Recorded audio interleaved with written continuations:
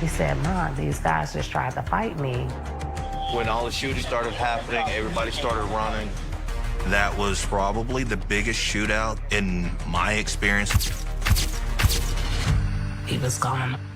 That was the worst moment in my life. There was a large gathering of gang members at the club. He needed to shoot at these people to save his friend's life. I told everybody, get out, get out, get out. My client was trying to defuse the situation. I was concerned that we'd have to dismiss the case. Who fired the shot that killed Nico? We don't know. For those most affected by a homicide, the first 48 is just the beginning. This is the story of the fight for justice in the weeks, months, and years. County 911, what's the location of your emergency? Midnight Blue. There's armed people shooting at this club. How many people are shooting? I don't know. We've already heard about 30 shots. They're on their way. They'll be there shortly.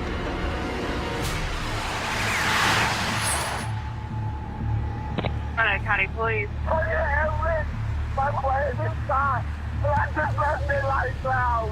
Where are you? The Shell gas station. Oh, yeah.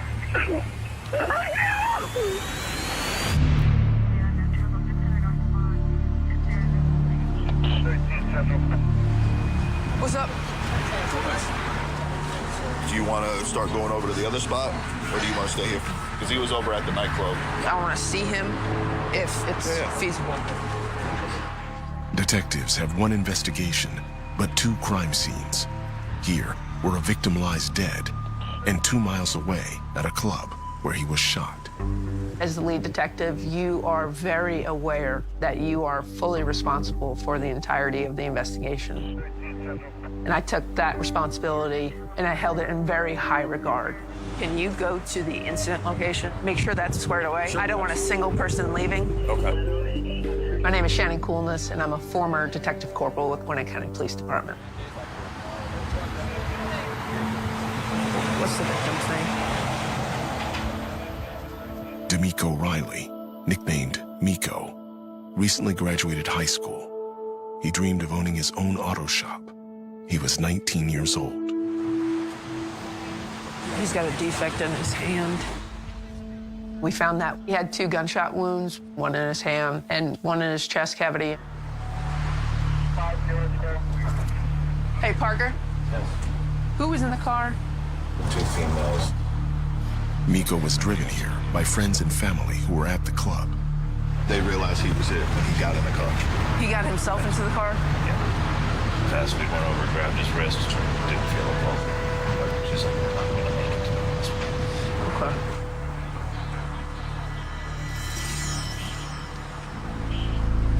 Okay. Are you his mother? Yes. I'm very sorry for your loss. This is obviously the worst day of your life. I got a telephone call. It was my stepdaughter on the phone saying, he's been shot.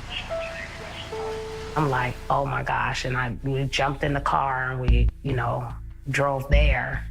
And that's where I saw him. And they were like, he was gone.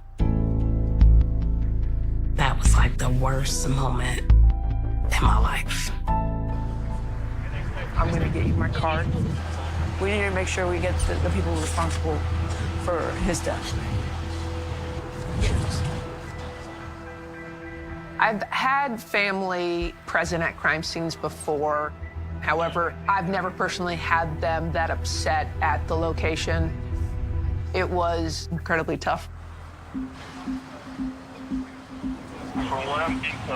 Officers have found witnesses at the club where the shooting happened. They got into a big fight. All right, thanks. I'm gonna head to the scene.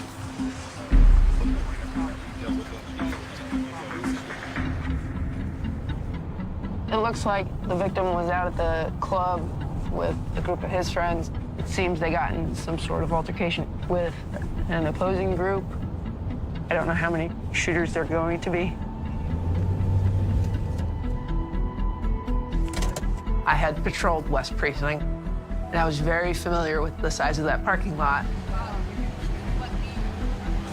But I didn't realize until I got there how big that crime scene was actually going to be. Y'all know the gist of the story of what happened, right? When all the shooting started happening, everybody started running. Looking at that devastation, the damage from the bullets and all of the cars, windows broken, glass. It was kind of surreal. I'm Shelly Millsap. During this investigation, I served as coolness supervisor. And then the girl gets hit as she's coming out the door. A female was shot in the leg and she was taken to the hospital. Doctors expect her to recover. We don't have a clue who was shooting what. They said there was rounds going everywhere. Let's go. There were some witnesses that had stayed around and were willing to cooperate to some extent. So, what happened? The promoter guy comes in, he brings in like a group of people with all red on. One of the female security guards had indicated that there was a large gathering of blood gang members to be present at the club. The blood gang is typically identified by the color red. In Gwinnett County, we do face a large number of street gangs and a large number of young kids that are unfortunately involved in them. This song came on, and that's when all of the red bandanas come out. There was two guys, they was here by themselves. The guard says two men stood out because they were dressed in blue. One of them was Miko.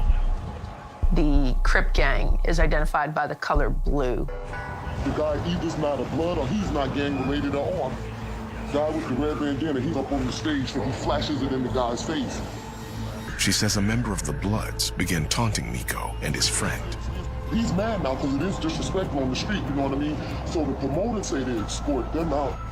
And at that point, Miko was kicked out along with his friends. Unfortunately, the incident continued to escalate. One of them started making phone calls. Turn back around, you got all kind of cars pulling in.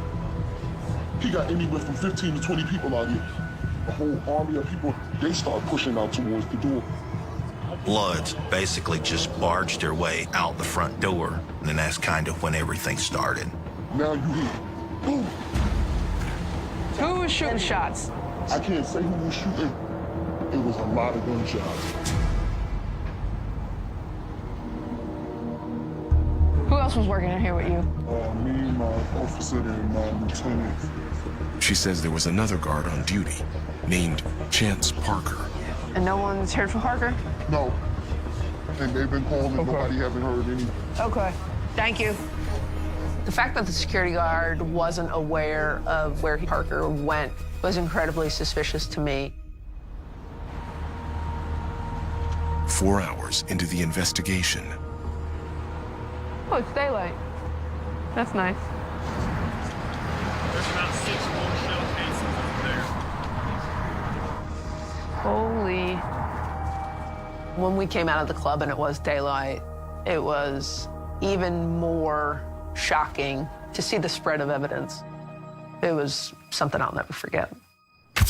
In total, we were able to recover approximately 80 shell casings. The casings are 9mm, 10mm, and .40 caliber. That was probably the biggest shootout in my experience of working homicide cases in Gwinnett. I've never been to one where there were that many shell casings recovered. At this point, there were very few people that were talking. It was a very tough reminder that we were dealing with gangs. I was worried about the age of the participants because the younger they are, they tend not to want others to see them talk to the police. You're not gonna talk to Blue Shirt with me? What's going on, man? But one witness has been waiting to speak his mind. And then all of a sudden, security was shooting like over his head. He was down there, he was moving like that. Shoot like that? Kind of like over his head, like he don't know what's going on? Yeah. And I'm like, why is he shooting like that? That witness told us that Parker was blindly and aimlessly shooting. It was a shocking moment. Did it look like his gun could be shooting shots into the crowd? Yeah. Chance Parker, at that point, was identified as suspect number 1 and the first person we needed to get a hold of.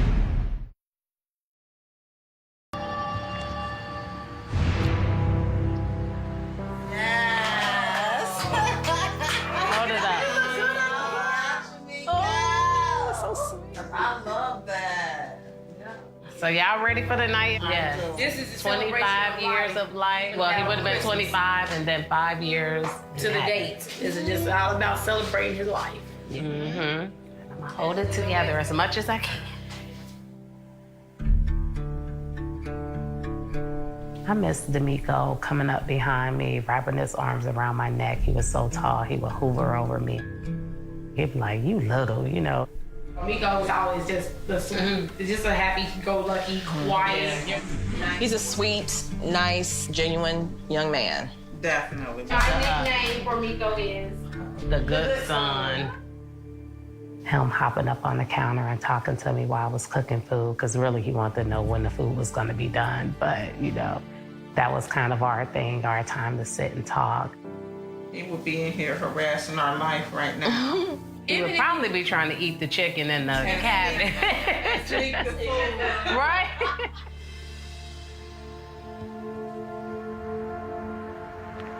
I get a phone call, and it was D'Amico.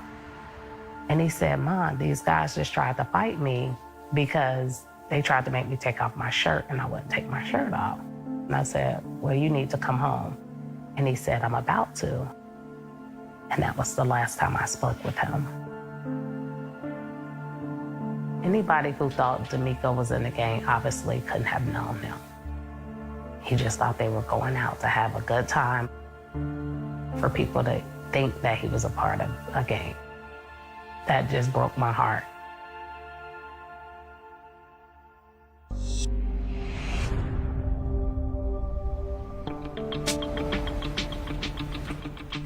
Eight hours into the investigation. If you throw rounds into a crowd and then beat feet and leave the scene, we gotta talk to you. It was an absolute priority to interview the security guard and to get his side of the story. Chance comes back. Christopher Parker. 42-year-old Christopher Chance Parker just started working at Midnight Blue. A newlywed, he had been recently paroled. Rape, simple battery, 2 counts, obstruction, ag battery. Holy. We were all very surprised that he was able to obtain a job like a security guard. I want to try to track down other witnesses that put the security guard shooting. Coolness reaches out to a witness who detectives spoke to last night. I heard a bunch of gunshots ring out as soon as I walked out the door. One of the security guards started shooting too. Convicted felons aren't supposed to carry firearms. He was at least committing a reckless act that could be considered aggravated assault. Okay, did you see what kind of gun that man was firing off? The security guard? His gun was like kind of a chrome nickel plate, maybe a 9mm. If Coolness can match a weapon with the bullet that killed Miko, that could lead her to the killer's identity. There were so many shell casings that were recovered, and we knew that there were different calibers. So once the autopsy was done, it was important for us to retrieve a projectile.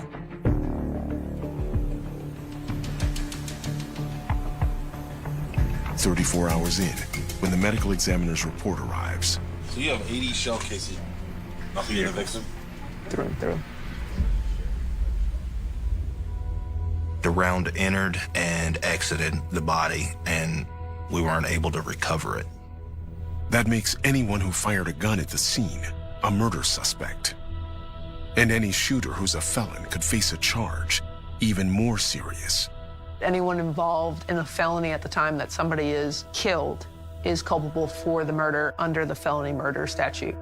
And in this case, people firing into the crowd resulted in Miko's death. At this point, we were scrambling to find any other shooters.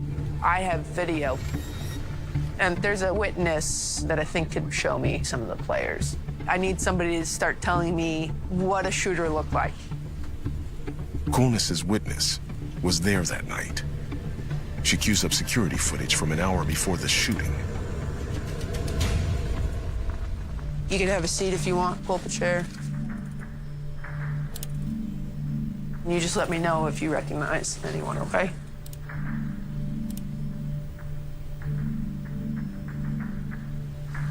Bloods.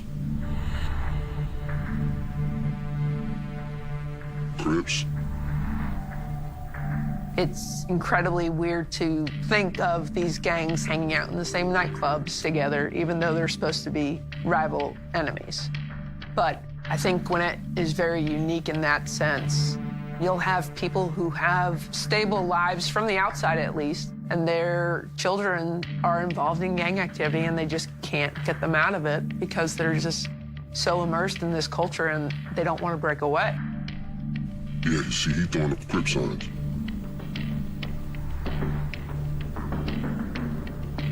I think that's your 19-year-old.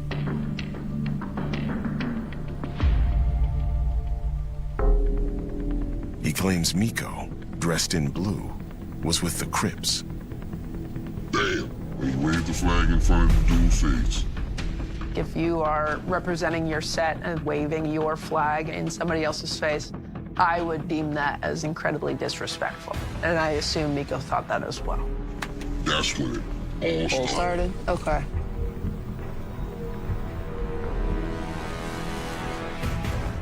That's the security guard that was shooting. Right there. The witness points out Christopher. Oh, man. You're good. All right, so they get kicked out. We'll keep playing. You recognize anybody else shooting? That guy, him. He was shooting. A second suspect was hanging out with the Bloods. To identify another shooter, it was incredibly exciting. I can't forget his face. Oh, man. Thank you, sir. Christopher Parker was one of the shooters at Midnight Blue. The first 48 runs out, with Detective Coolness ready to serve a search warrant on Christopher.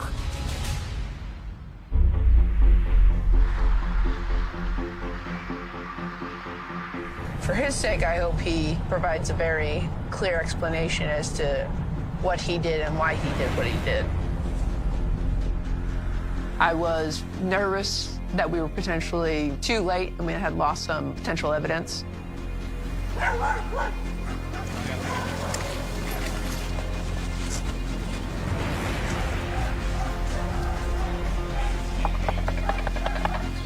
Quick, please, search warrant! You got a foot?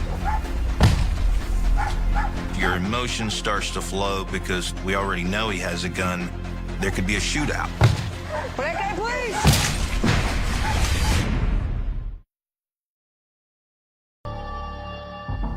Police, search warrant.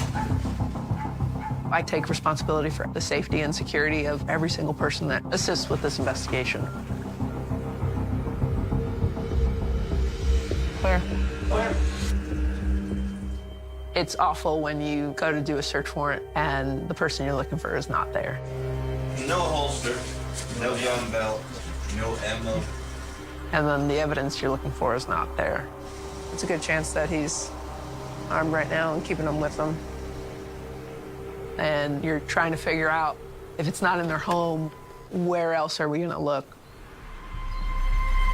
But then, 6 hours later, after he found out the police were at his house, Christopher Parker shows up at headquarters. Hey, Chris. I was a little shocked that he was there. Chris, I just need to figure out what all happened, what all went down, and everything like that. Hopefully, we would be able to get him to talk about what really happened. So when we got to work promoting him, he said, man, I got a big old game coming. The club was full of Bloods. It was the Red Sea of people wanting to make it known that they were representing that gang. So there's a guy in there, he had like a blue shirt on and blue pants. He says when the trouble started, the club's promoter asked him to escort Miko and his friend out. Now, in my opinion, whether they did it to try avoid a confrontation, most likely. But all they did was take the problem from inside the location to outside. He called somebody, and next thing you know, a whole truckload of people pull up. He claims Miko called in his friends. So as they all coming this way, the other guys like literally pushing the doors coming out the club. Is there kind of like a leader of the pack who's trying to start the bum rush, y'all? Yeah, I got the picture on my phone. We can look at him if you're cool with that. Yeah, I'm cool.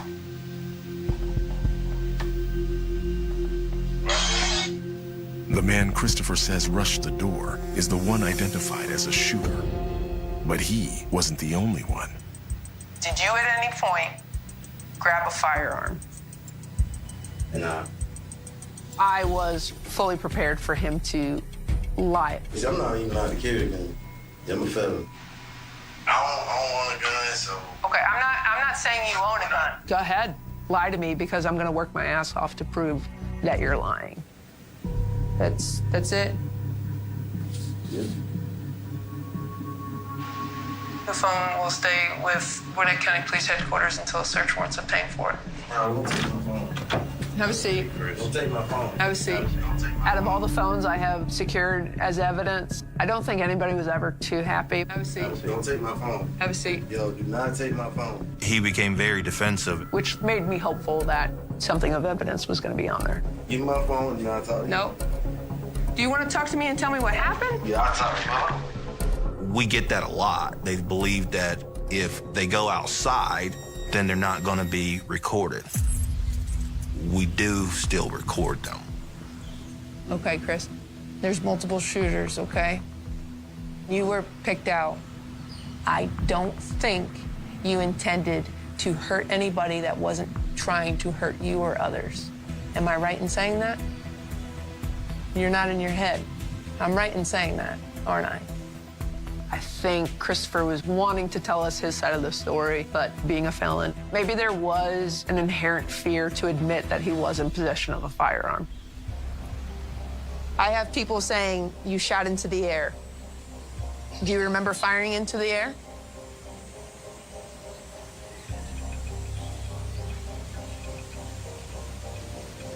Yeah. It was a very clear head nod in the affirmative. At what point did you fire? I ain't firing with. That's your story? I didn't fire with. Okay. That's it? That was him trying to admit what he had done, but then also recanting. It was upsetting. All right, stand up. Turn around. I mean, for what? Felony murder, aggravated assault, felon in possession of a firearm, reckless conduct, felony murder on that one as well. When we arrested Christopher was a big relief, but we knew full well that it was going to be more difficult to get the others.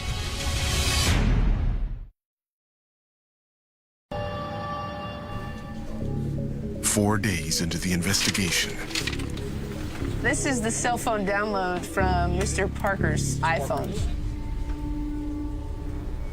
I need to identify the male in the red and black baseball shirt. So we called our gang unit, and Detective Sims came up. That is Kais Patrick. Boom, that's him. His tattoo in the video, I see that over his right eye. 20-year-old Kais Patrick is recently out on bond in DeKalb County. You could clearly see that it was the same person. It even had the same tattoo. Well played, sir. Well played.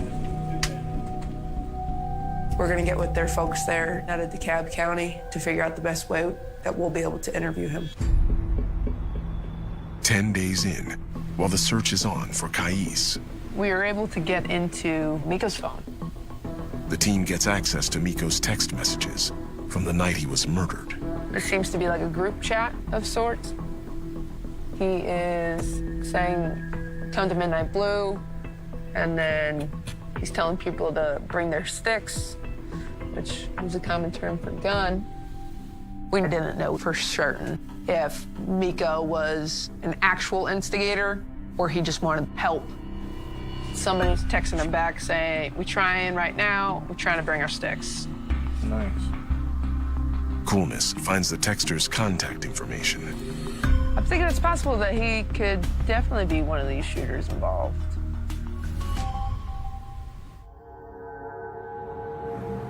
Two days later, the friend agrees to talk. Okay. There is a message that says, "Yo, everybody pull up to Midnight Blue." We found it on Miko's phone. And then you said, "We on the way." So were you shooting? Okay. Did you see anyone else shooting? Yeah, somebody with us was shooting. For someone with intimate knowledge of the blue side to admit that they were present was a big deal for us. I only heard one name. Old Block. Who's Old Block? I don't know his name. He's like, I just know about Old Block. The boys were screaming. They saw him shooting. But I didn't see him. I'll be right back. O-Block is the nickname of 20-year-old O'Shea Howard. He has a prior conviction for obstruction. Identifying O'Shea was a great moment in the investigation. He was actually involved in a series of armed robberies throughout the county. It was a big day. 4 days later, O'Shea is picked up at a parole meeting. I was incredibly hopeful. I just wanted to talk to him about his information. I'm investigating the homicide of D'Amico Riley. My brother, man. All I'm trying to do, man, is figure out what happened. I have people telling me You were a shooter. I need to hear your story, bro. I need to. I really, truly believe he was sorry that his friend had been shot and killed that night. He was close with Miko. So what happened?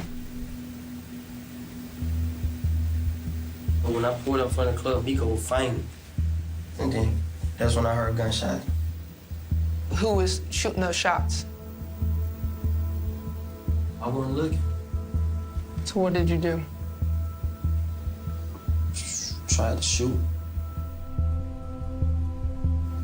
I shot like twice and then it started clicking. I've never gotten a 100% full confession, and I don't know many people who have. But I do think he was incredibly honest with us with what he did provide. O'Shea Howard is charged with felony murder. Why O'Shea did what he did. His friend was actively engaged in a physical fight. However, O'Shea went to the location and brought a good part of the fight with him. 9 weeks after Miko's death, the third suspect, Kais Patrick, is arrested, also for felony murder. We were able to work with our fugitive team to secure him during one of his bond meetings. We ended up getting a statement from him. It wasn't him. He wasn't there. Sometimes that's as good as a confession. You can't really deny overwhelming evidence of you being present. We knew that there was a possibility that we were never going to get all the shooters involved. Getting 3 people out of the possibility of numerous other shooters, it was a plus. Christopher Parker's involvement was pretty heinous. From the reports that we had, he was an active participant. Obviously, Kais was probably the one that started it all. The softy in me, I don't think O'Shea is that bad of a guy.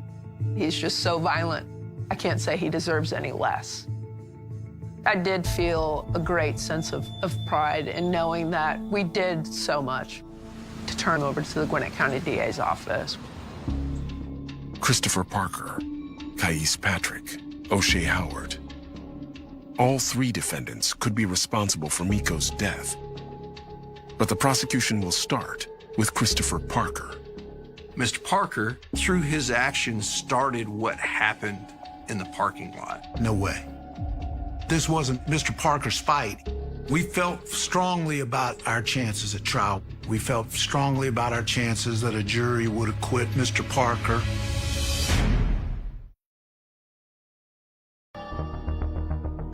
My client, Christopher Parker, didn't cause this problem. He was there serving as security.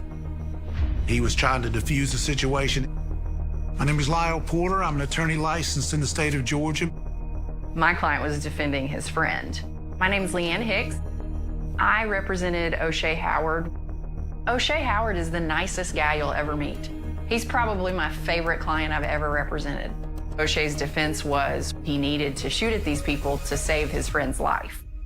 There were a couple of thousand pictures taken at the scene of Midnight Blue. It was like a fight at the OK Corral. There's no doubt about it. It just didn't seem fair for either of our clients to be facing felony murder charges in the case. Where the underlying felony is just simply being in possession of a firearm, it didn't sit well with me or my client.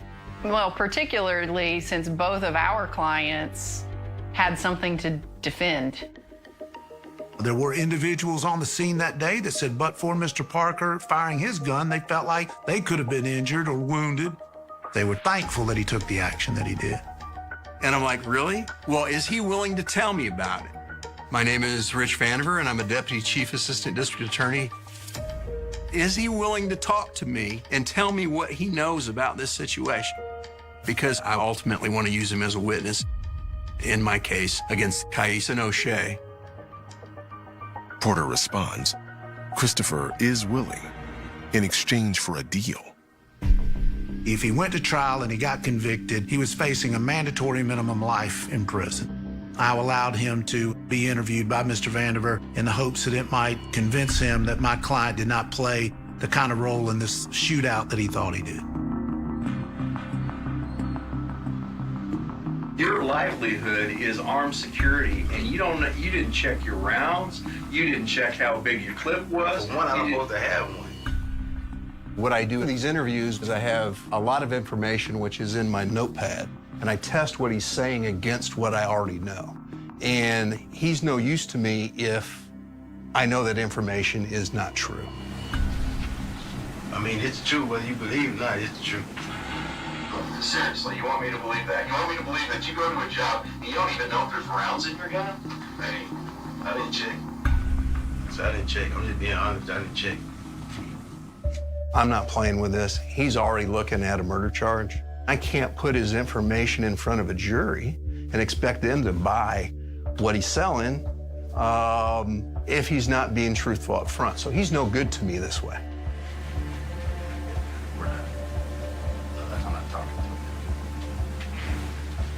And if you want to talk to him, that's cool. We'll shut this off while you talk to him. Sure. But I'm not talking to him because that's not true. All right.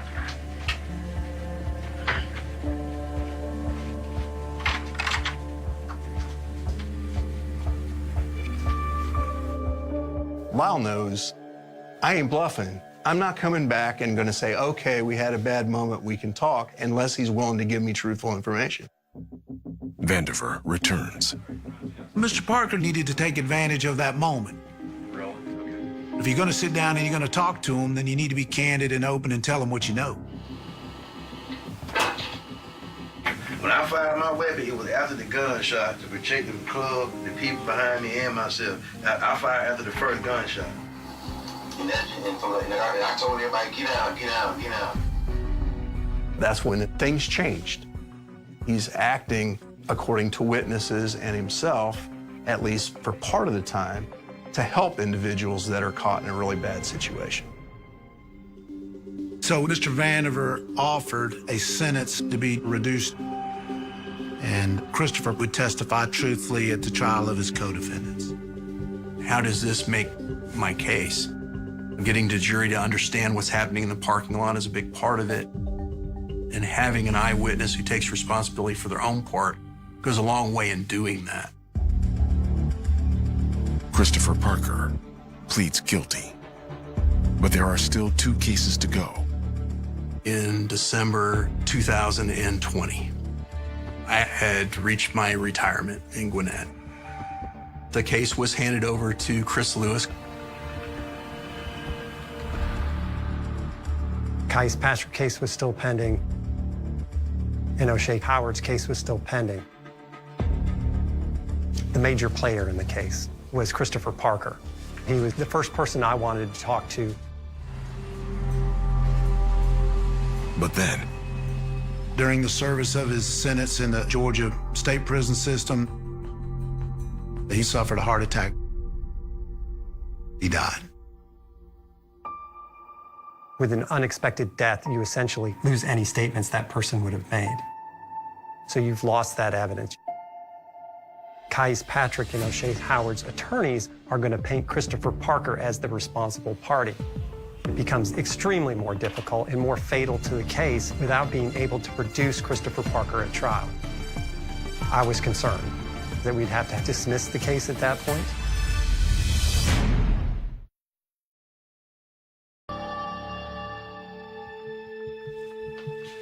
With Christopher Parker being deceased, my total strategy changed for Kais Patrick and O'Shea Howard. My best opportunity at a conviction would be if I tried them together. It benefited O'Shea more to have a separate trial, because if these two defendants were tried together, I was not allowed to present evidence against Kais. Hicks's argument, Kais and O'Shea have very different defenses to mount. O'Shea was not Team Blue. His allegiance was a personal allegiance to D'Amico. My client was defending his friend. Kais Patrick was Team Red.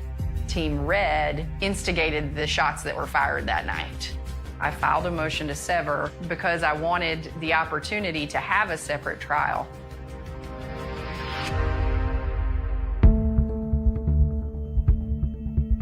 Two months after Hicks files, The judge did grant the motion to sever. I was very disappointed that the judge had done that. It kind of ruined my whole strategy. but Hicks is just beginning.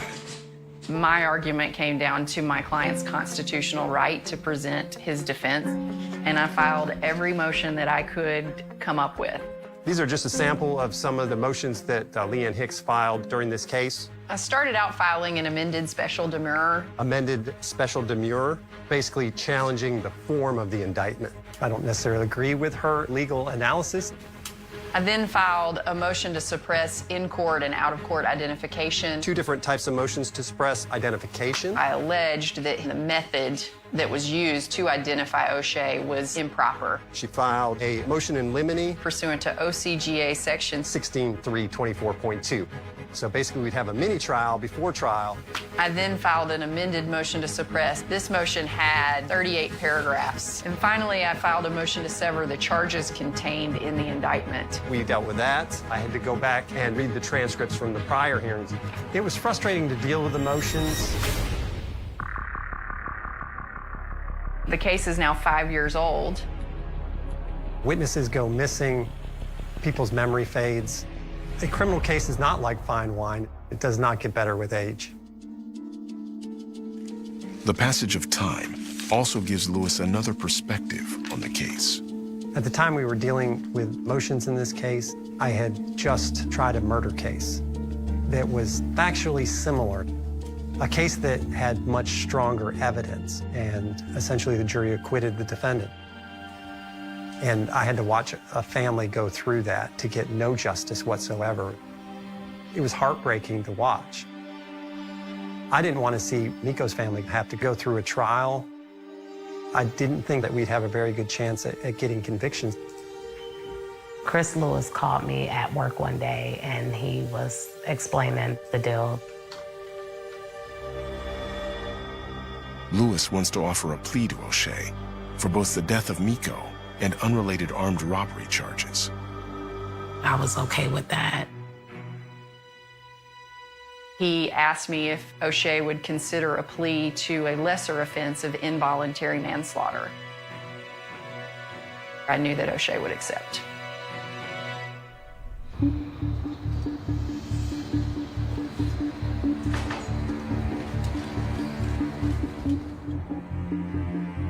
That leaves Kais Patrick as the only defendant.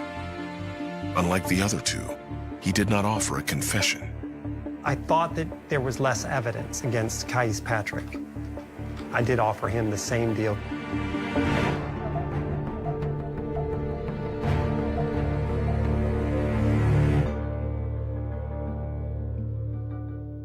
Who fired the shot that killed Miko? We don't know. Based on all the facts of this case, it was the best outcome and justice was served. So Miko's family could have closure. Street gangs. I find it very troubling that there is such a large pull here. Miko lost his life because of the wrong shirt, wrong place, wrong time. We would like to thank everybody for coming because this is an occasion we're going to celebrate life for D'Amico Riley.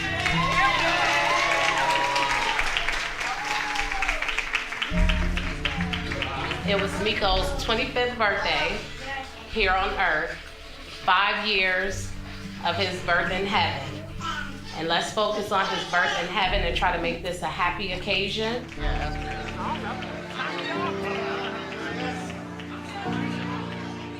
That was my boy. I talked to him about everything, you know what I'm saying? Teach him life lessons. He even teach me life lessons, being my little brother, you know.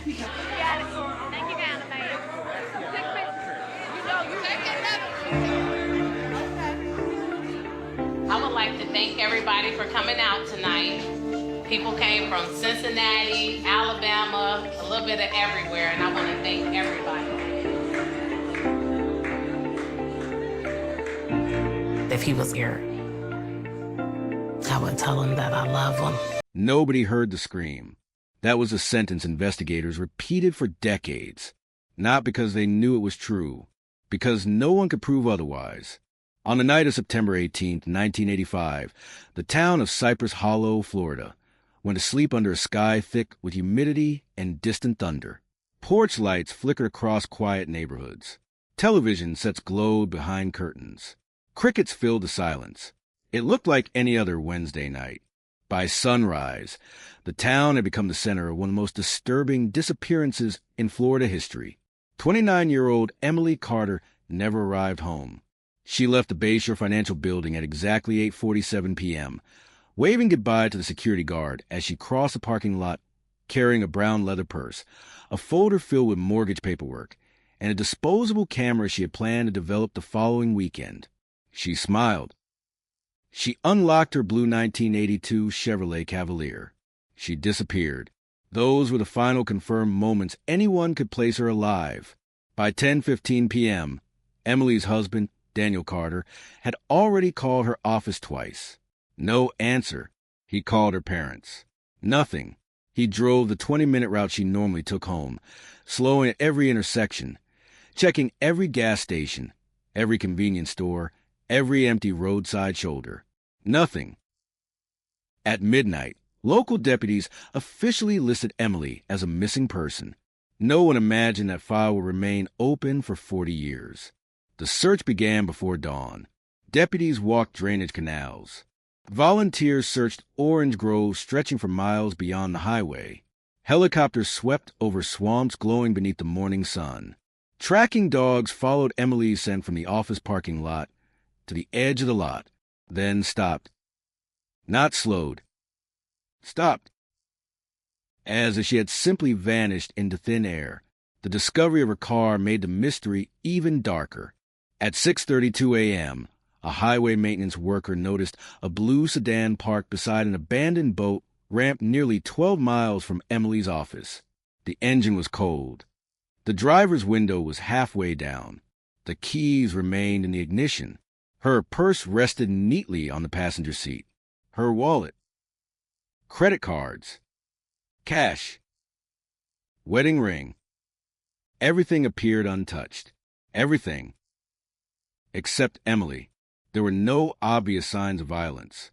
No blood. No shattered glass. No broken fingernails. No torn clothing. It looked less like the scene of a crime, and more like someone had carefully erased one. News spread through Cypress Hollow within hours. People gathered outside grocery stores whispering theories. Parents refused to let children walk to school alone. Businesses closed early. For the first time in years, Residents locked their doors before sunset. Headlines exploded across Central Florida. Young accountant vanishes without a trace. Mystery surrounds abandoned vehicle. Florida woman missing. Police have no suspects. Television crews arrive before the weekend. Satellite trucks line Main Street. Reporters interviewed neighbors who described Emily as reliable, friendly, impossible to dislike. She volunteered at the local library. She visited her parents every Sunday. She never missed birthdays, never ignored phone calls, never disappeared. Investigators immediately examined the obvious possibilities. Did she run away? No. Her savings account remained untouched. Her passport stayed inside a bedroom drawer.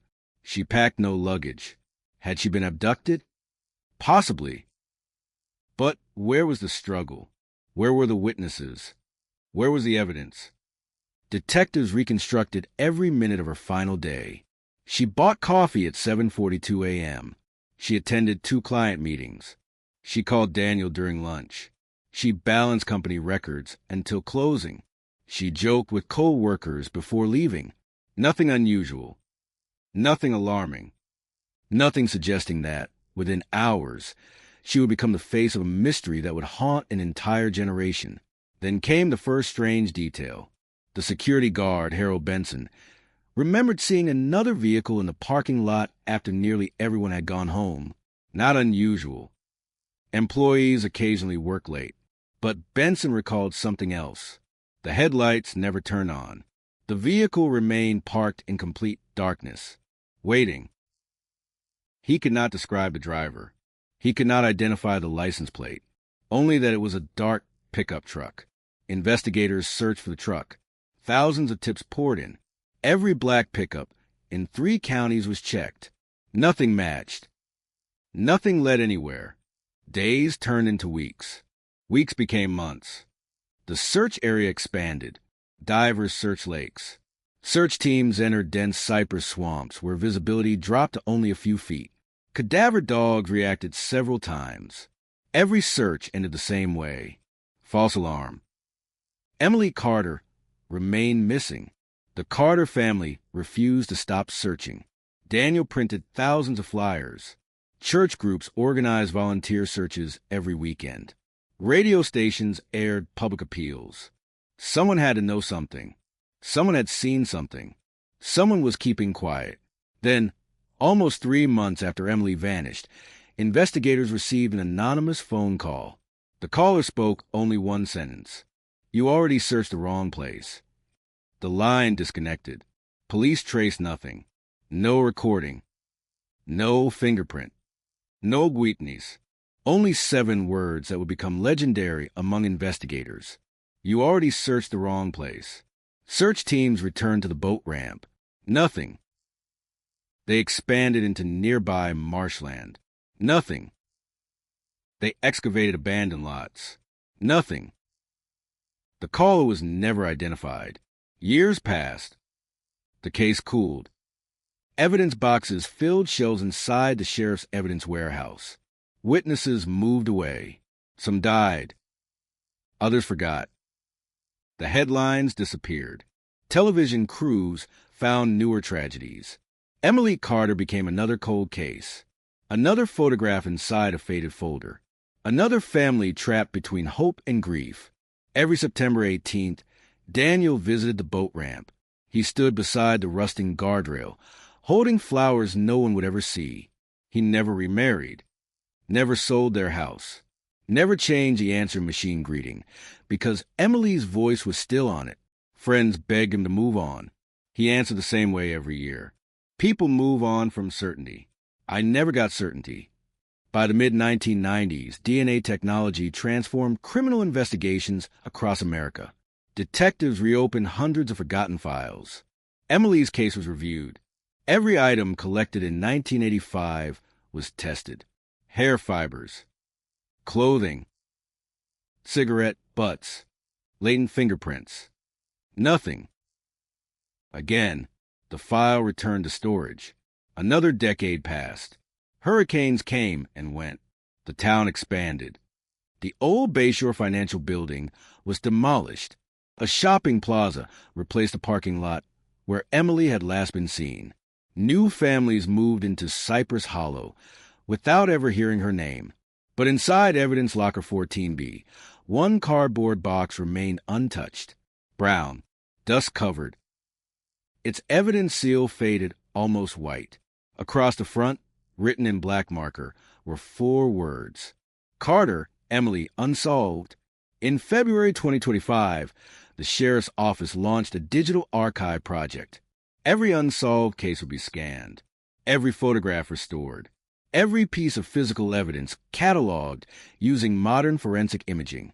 Detective Ava Ramirez volunteered for the project. She had spent 15 years working homicide. She believed cold cases deserved the same attention as new ones, sometimes more, because every unanswered case represented someone who had run out of time. 3 days into the review, Ramirez noticed something no investigator had mentioned in 40 years. One crime scene photograph showed Emily's abandoned car from the driver's side. Ordinary. Another photograph captured the passenger seat. Ordinary. But the third image showed the inside of the driver's door under direct flash photography. Near the chrome handle, barely visible, was a faint smudge. Not dirt. Not damage. A partial latent fingerprint that technicians in 1985 had marked as insufficient for comparison. Ramirez enlarged the image using modern enhancement software. The ridge detail sharpened. More lines appeared.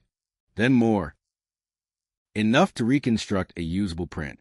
40 years earlier, it had been dismissed as worthless. Now, it looked complete. She stared at the monitor without blinking. If the print belonged to Emily, it meant nothing. If it belonged to Daniel, nothing. If it belonged to an investigator, nothing. But if it belonged to someone no one had ever identified, everything about the case was about to change. The fingerprint was uploaded into the national database late that afternoon. The computer estimated the search would take several hours. Ramirez left the office after midnight. She barely slept. At 5:18 the following morning, her phone vibrated. One notification. One automated message. Possible match identified. She opened the report. Read the name once. Then again. Her heartbeat accelerated because the fingerprint did not belong to a stranger. It belonged to someone interviewed during the original investigation. Someone detectives dismissed after only 15 minutes. Someone who had quietly lived less than 30 miles from Cypress Hollow for 4 decades. And someone who had spent 40 years believing one tiny fingerprint had disappeared forever. The name on the screen did not belong to a drifter. It did not belong to a convicted killer. It did not belong to a man whose face had appeared on wanted posters or evening news broadcasts. It belonged to Richard Nolan. 40 years earlier, detectives had interviewed him once. The conversation lasted just 14 minutes. The transcript filled barely 3 pages. After that, his name disappeared from the investigation forever.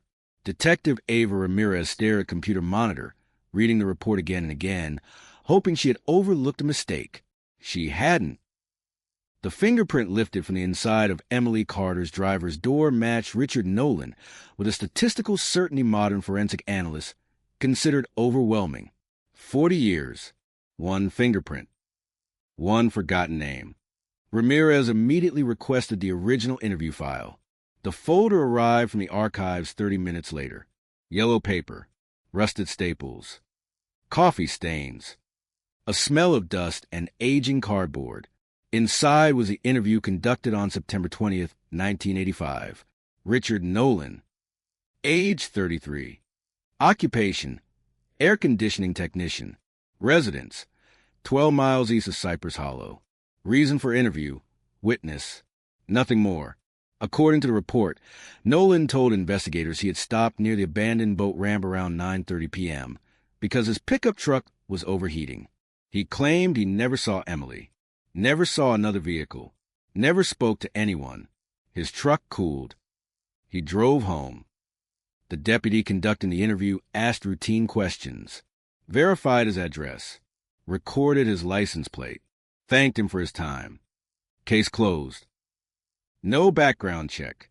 No follow-up interview. No fingerprint comparison. Nothing. Ramirez leaned back in her chair. Something wasn't right. If Nolan truly had nothing to do with Emily Carter, how had his fingerprint ended up inside her driver's door? Not outside. Not on the roof. Inside. Exactly where someone might place a hand while opening the door. She called the forensic laboratory. Run the enhancement again. We already did. Run it again. Hours later, the answer returned. Same conclusion. Same identification. Same confidence level. The fingerprint belonged to Richard Nolan. News of the match never reached the media. Not yet. Ramirez wanted to understand Nolan before anyone else knew his name. She began rebuilding his life from 1985. Employment records, tax filings, property ownership, marriage license, traffic citations, everything.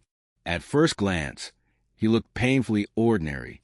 Married, 2 children, steady employment, no violent criminal history, no arrest for assault, no history of domestic abuse. The kind of man neighbors describe with the same words. Quiet, helpful, reliable, but experienced detectives rarely trusted first impressions. People often build ordinary lives around extraordinary secrets.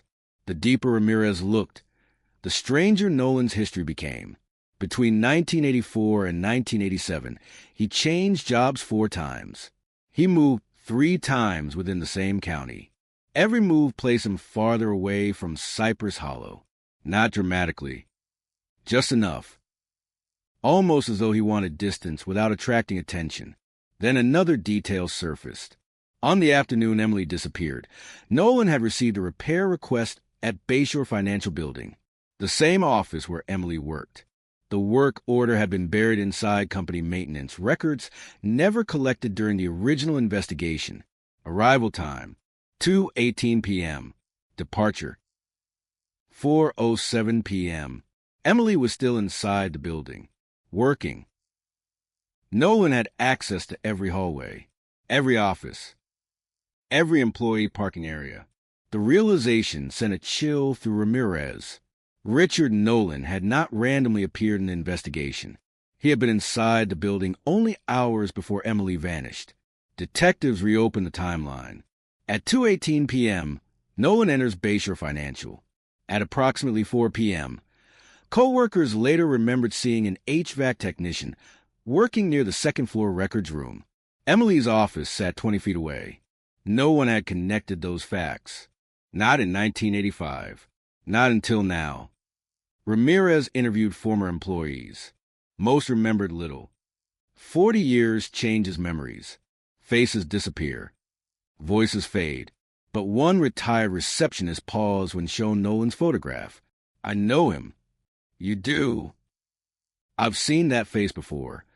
She closed her eyes, searching, thinking, then slowly nodded. He kept asking strange questions. What kind of questions? He wanted to know who usually stayed late. Ramirez stopped writing. What exactly did he ask? The woman frowned. I remember because it felt odd. He asked which employees usually left alone. Silence filled the interview room. The receptionist continued. I thought he was just making conversation. She looked at Nolan's picture again. I wish I'd trusted my instincts. Investigators now had something they had never possessed before. Possible pre-contact. Possible surveillance. Possible planning. But fingerprints and suspicious conversations still weren't enough. Ramirez needed more. She obtained a warrant to collect Nolan's current fingerprints. Officially. Legally. The comparison removed every remaining doubt. It was him. Every ridge. Every bifurcation. Every microscopic detail. A perfect match. The sheriff authorized discreet surveillance. Richard Nolan was now 73 years old. Retired. Widowed. Living alone in a modest house outside Ocala. Every morning he bought coffee at exactly 6:40. Every Tuesday, he played cards with neighbors. Every Thursday, he visited the same hardware store. Routine. Predictable. Calm. Nothing about him suggested the center of a 40-year mystery. Yet Ramirez couldn't shake the feeling. People capable of hiding terrible secrets often become experts at appearing ordinary. Investigators examined Nolan's old pickup truck registration. The vehicle no longer existed. Scrapped in 1993. Convenient. But maintenance records remained. One repair invoice dated September 21st, 1985, 3 days after Emily disappeared. Described replacement of the passenger side interior door panel. Reason listed. Water damage. Ramirez frowned. Water damage? Only one door? No flood. No accident report. No insurance claim. Why replace a single interior panel days after a woman vanished? She tracked down the mechanic. Miraculously, he was still alive. 91 years old, living in assisted care. His memory wandered through decades like fog drifting over a swamp. Most questions produced shrugs. Then Ramirez showed him Nolan's photograph. His eyes sharpened. I remember him. You do? He insisted I replace the panel. Why? The old mechanic laughed softly. Didn't make sense. What do you mean? He said somebody spilled fish bait. Ramirez waited. The mechanic shook his head. Didn't smell like fish. What did it smell like? The old man looked away. I've worked around blood before. The room became completely silent. He swallowed hard. I never forgot that smell. The statement wasn't proof. Memory after 40 years is fragile, but combined with everything else, it was becoming difficult to dismiss. Meanwhile, forensic analysts re-examined every item collected from Emily's car. Most had degraded beyond usefulness, except one, the disposable camera. Still sealed, still undeveloped.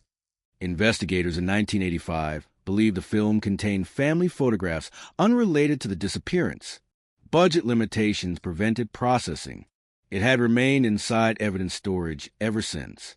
40 years, never opened. Modern specialists carefully developed the surviving negatives. Most images were exactly what everyone expected. Birthday parties, sunsets, friends laughing at a barbecue. Then came the final frame. The picture was blurred, taken through glass. Probably accidental. But after digital enhancement, a reflection appeared. A man standing behind Emily in the office parking lot. Not close enough to identify immediately, but close enough to see one unmistakable detail. A company uniform. HVAC. Ramirez enlarged the image, pixel by pixel. The company logo became clearer, not perfect, just enough. It matched the contractor that employed Richard Nolan in September 1985. For the first time since Emily Carter disappeared, investigators weren't chasing theories. They were following evidence. Real evidence. Evidence that had waited 40 years inside forgotten boxes. But the most terrifying discovery was still ahead. Because while reviewing Nolan's financial records from 1985, an analyst noticed a payment made exactly 2 days after Emily vanished. Cash, large amount, made to a construction supply company.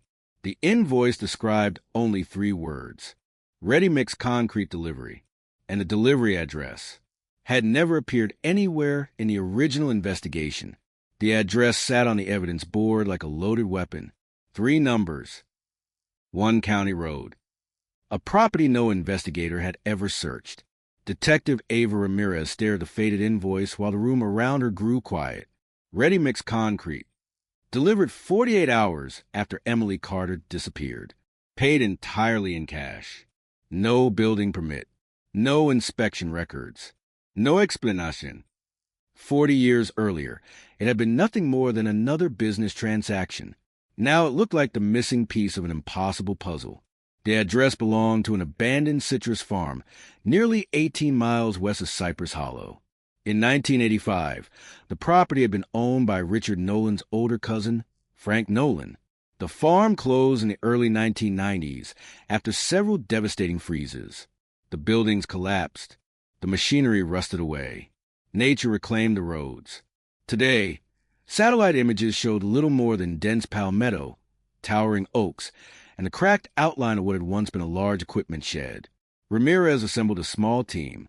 No media. No public announcement. If the property contained evidence, they could not risk contamination. At sunrise the following morning, 3 sheriff's vehicles rolled through the broken entrance gate. The gravel road had almost disappeared beneath weeds. Spanish moss hung from ancient oak branches, swaying gently in the humid air. The deeper they drove, the quieter everything became. Even the birds seemed absent. Only insects filled the silence.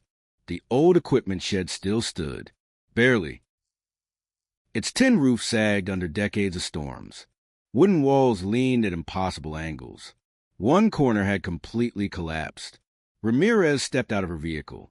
The smell of wet earth mixed with old rust. Nothing looked remarkable. Nothing suggested this forgotten place had any connection to one of Florida's most famous cold cases. Then the forensic survey began. Ground-penetrating radar slowly crossed the property. The screen showed tree roots, old irrigation pipes, buried scrap metal. Normal. Then the technician stopped walking. A large rectangular anomaly appeared beneath the concrete floor inside the equipment shed. Perfectly straight edges, nearly 12 feet long. Artificial. Not natural. Everyone in the room looked at the monitor. Nobody spoke. Ramirez quietly nodded. Start documentation. Forensic photographers moved into position. Every angle, every measurement, every inch recorded. Hours later, workers carefully cut to the aging concrete. The slab was much thicker than expected, nearly twice the normal depth. Fresh concrete in 1985, old concrete beneath it. Someone had poured a second layer. The jackhammer echoed across the empty property. Dust filled the air. Broken concrete slowly disappeared into buckets. Then the machine stopped. The operator raised his hand. There's something here. Every investigator moved closer. Not bones. Not clothing. Plastic. Heavy black plastic. Buried beneath nearly 2 feet of concrete. Forensic specialists immediately halted excavation. No one touched anything. The entire scene transformed from a property search into an active crime scene. The package was photographed exactly where it rested. Measurements were taken. Soil samples collected. Finally, wearing sterile gloves, investigators carefully lifted the deteriorating plastic. Inside was another layer. Blue construction tarp. Then heavy rope. Then a cardboard storage box. Waterlogged. Collapsed, but still sealed. Ramirez felt her pulse quicken. Evidence boxes are supposed to preserve answers. This one had been hidden beneath concrete for 4 decades. The forensic team slowly opened the lid. Inside were dozens of items. A woman's shoe. A broken wristwatch. Receipts tied together with fading rubber bands. Several photographs. A silver bracelet.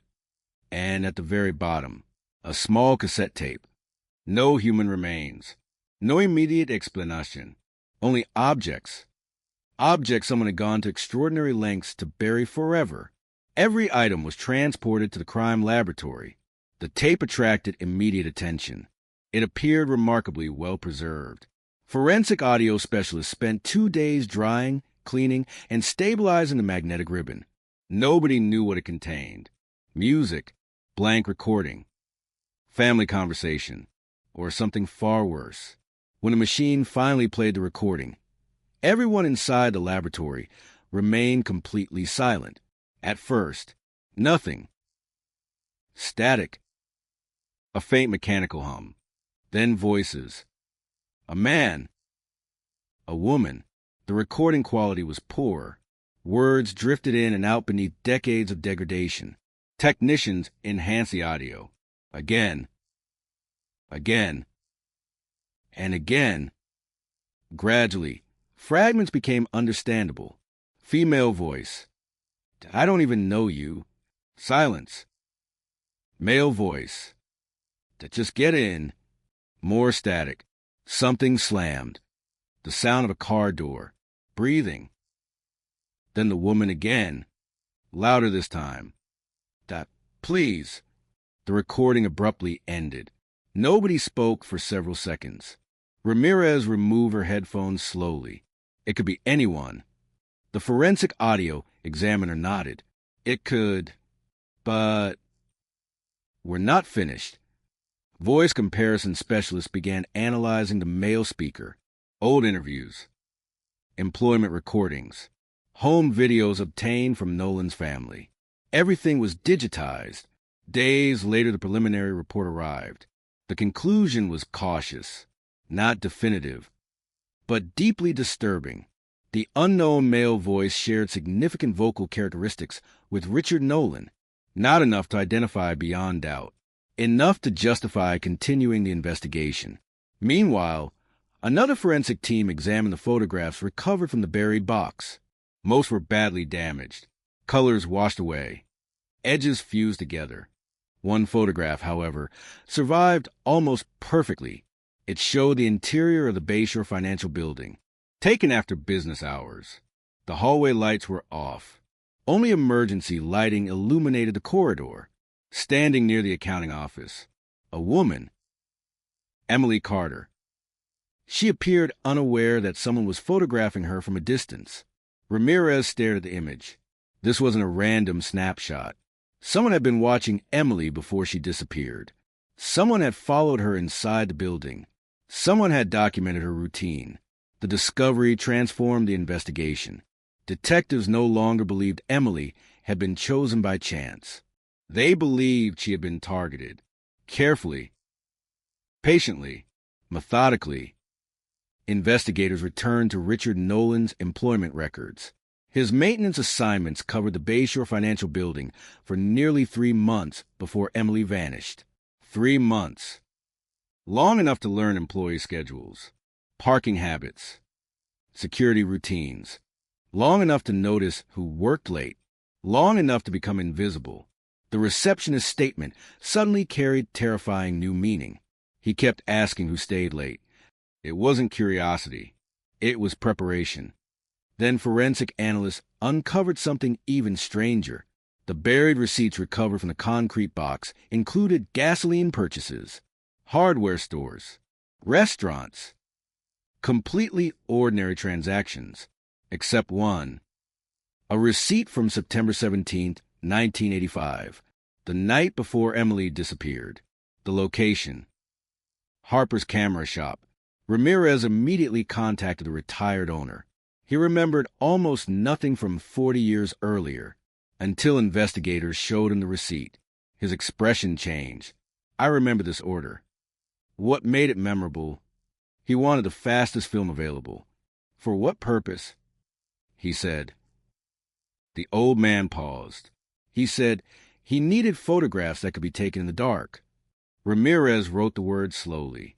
Every answer seemed to create another question. Every discovery suggested planning, preparation, patience. But despite mounting circumstantial evidence, one critical element remained missing. They still could not prove exactly what happened to Emily Carter. No body, no murder weapon, no eyewitness, no confession. Only a trail of forgotten evidence leading steadily toward one man.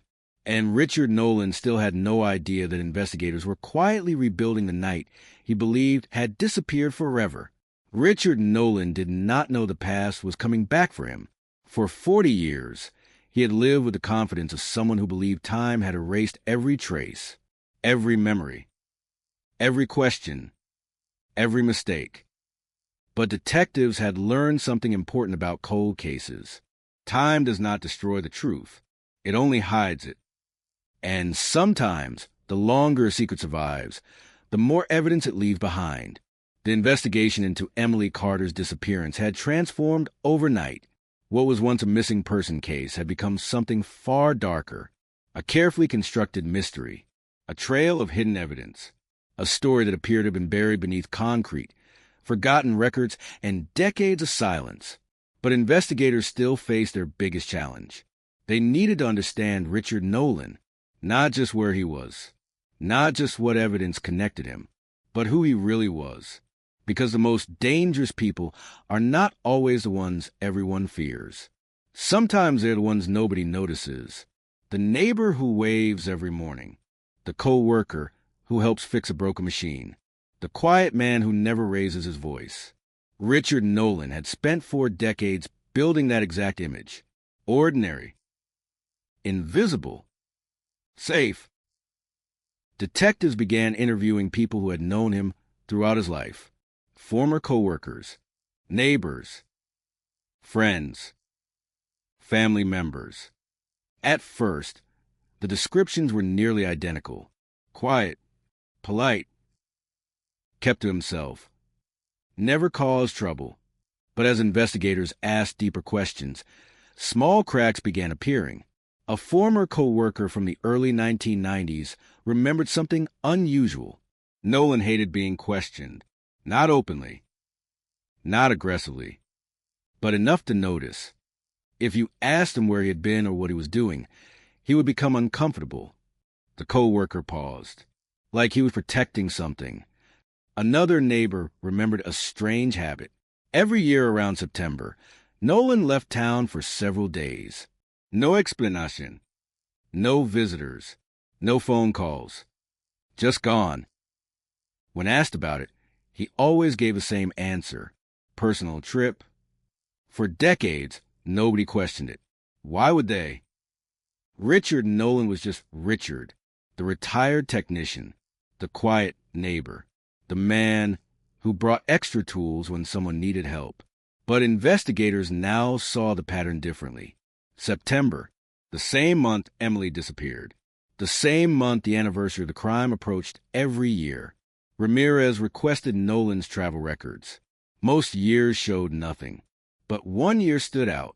A week after Emily disappeared, Richard Nolan withdrew a large amount of cash from his bank account. Then he drove south. No destination listed, no hotel records, no reason. Just a long drive away from Cypress Hollow. The evidence continued building, but Ramirez knew something. A prosecutor would need more than suspicious behavior. They needed the final connection, the moment that proved Richard Nolan was not simply near the crime. He was responsible. That evidence came from an unexpected place, a storage unit. During the investigation, detectives discovered Nolan had maintained a storage unit outside Ocala for 26 years.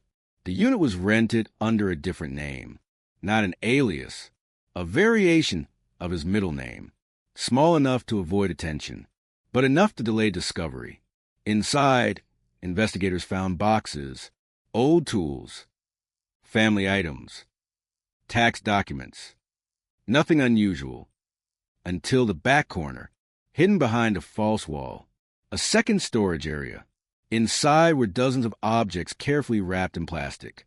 Old newspapers, maps, photographs, and a handwritten notebook. The notebook immediately attracted attention. The handwriting analysis team compared it to known samples from Nolan. The result came back within days. A match. Page after page contained dates, locations, notes. Some were ordinary.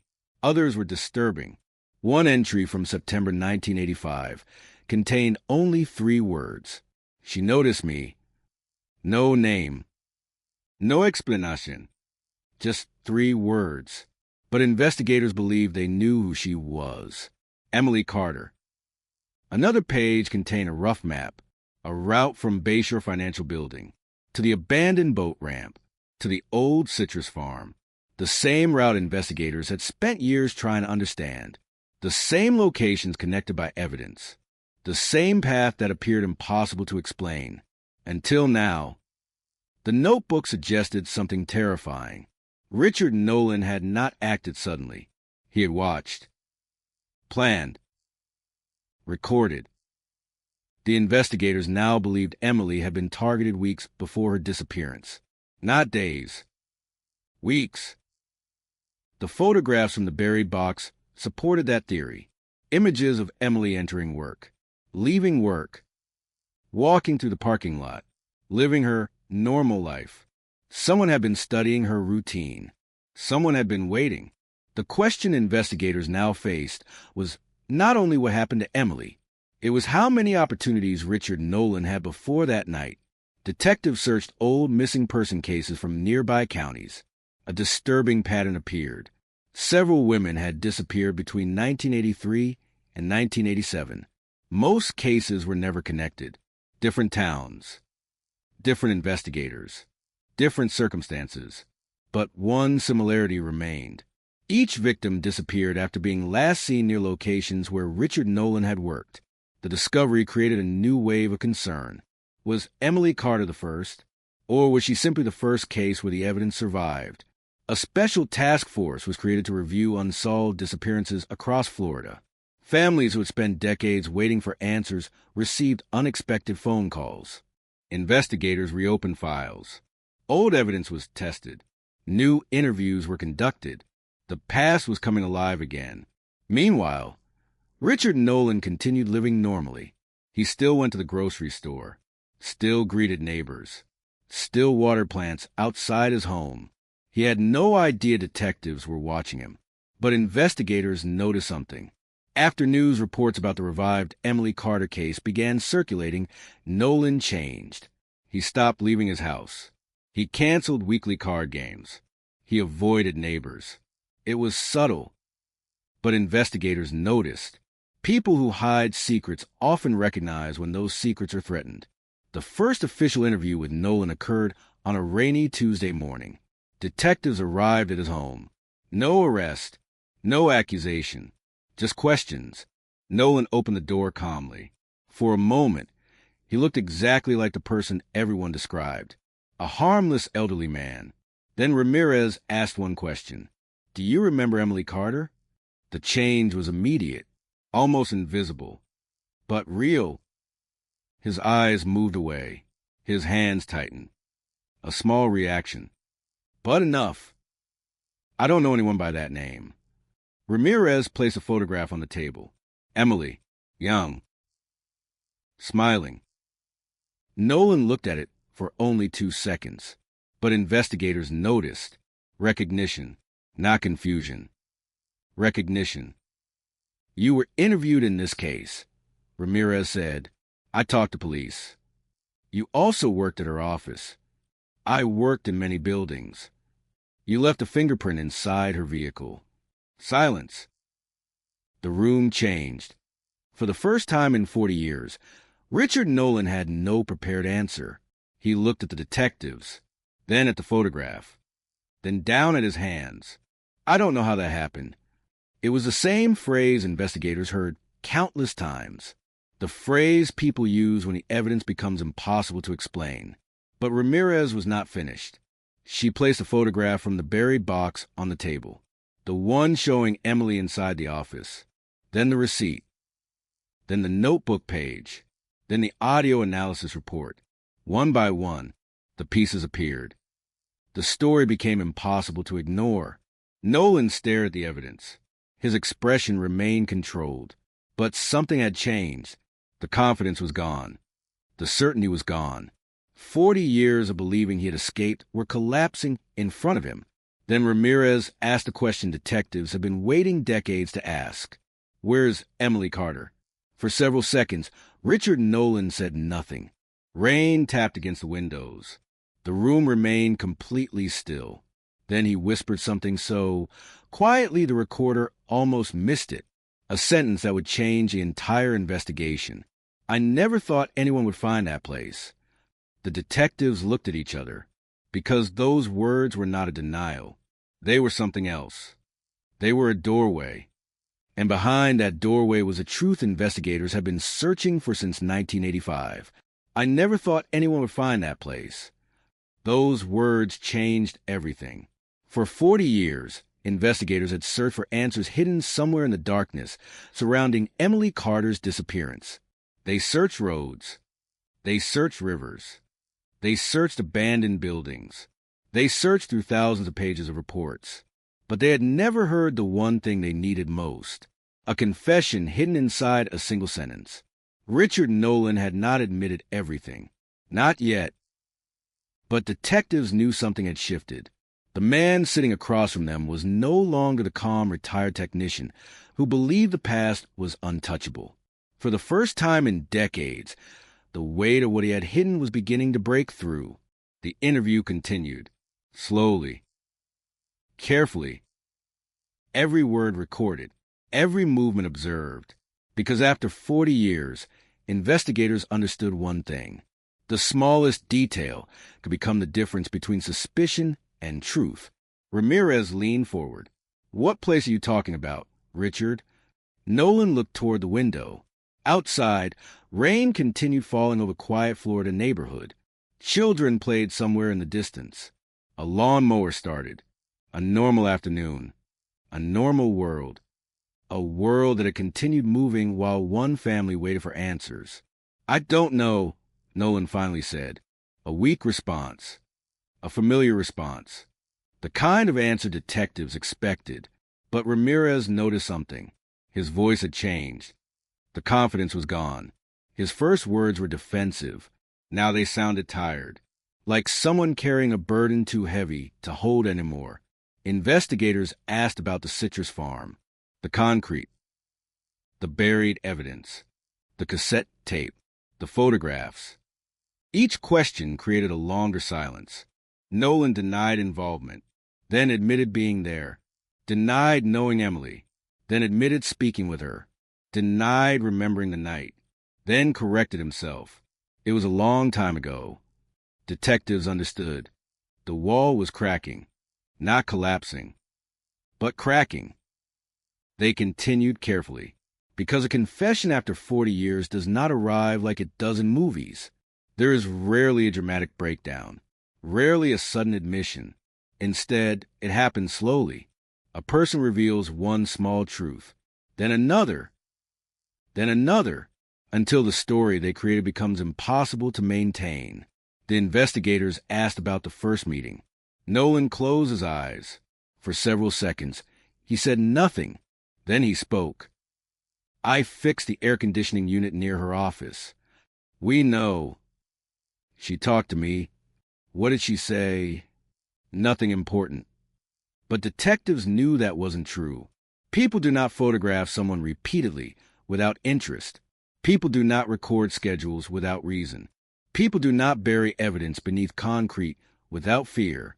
Something happened long before September 18th, 1985. Something investigators still needed to uncover. They reviewed Nolan's history again. This time, they looked differently. Not for evidence of crime, for evidence of obsession. The photographs, the notes, the questions about Emily's routine, the hidden records. The pattern was becoming clearer. Richard Nolan had created a world where Emily existed only as someone he observed, someone he followed, someone he believed he understood. But Emily was not a mystery.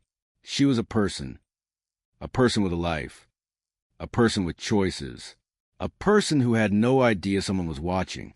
Investigators discovered another forgotten piece of evidence from 1985, a voicemail recording recovered from Bayshore Financial's old phone system. The technology was outdated. The tape was damaged, but forensic experts restored part of it. The message was recorded at 8:51 p.m., for minutes after Emily left the building. The voice was unclear, but the words were terrifying. A woman speaking quickly, breathing heavily. Someone is following me. Then silence. The recording ended. No one in 1985 had connected it to Emily, because the phone system automatically deleted most messages after 30 days. This one survived only because of a technical malfunction. 40 years later, it became another piece of the puzzle. Ramirez listened repeatedly. The voice was not confirmed as Emily, but the timing, the location, the circumstances, everything matched. The discovery changed the emotional center of the case. Emily may have known something was wrong. She may have realized she was being followed, and she may have tried to reach someone, but she never got the chance. Investigators now focus on the minutes between 8:47 p.m. and 9:30 p.m. The missing window. The time when Emily disappeared. The time when Richard Nolan's story had to fit. It didn't, according to Nolan's original statement. He was already at the boat ramp because his truck overheated, but phone records showed his home was contacted at 9:12 p.m. The caller? Richard Nolan.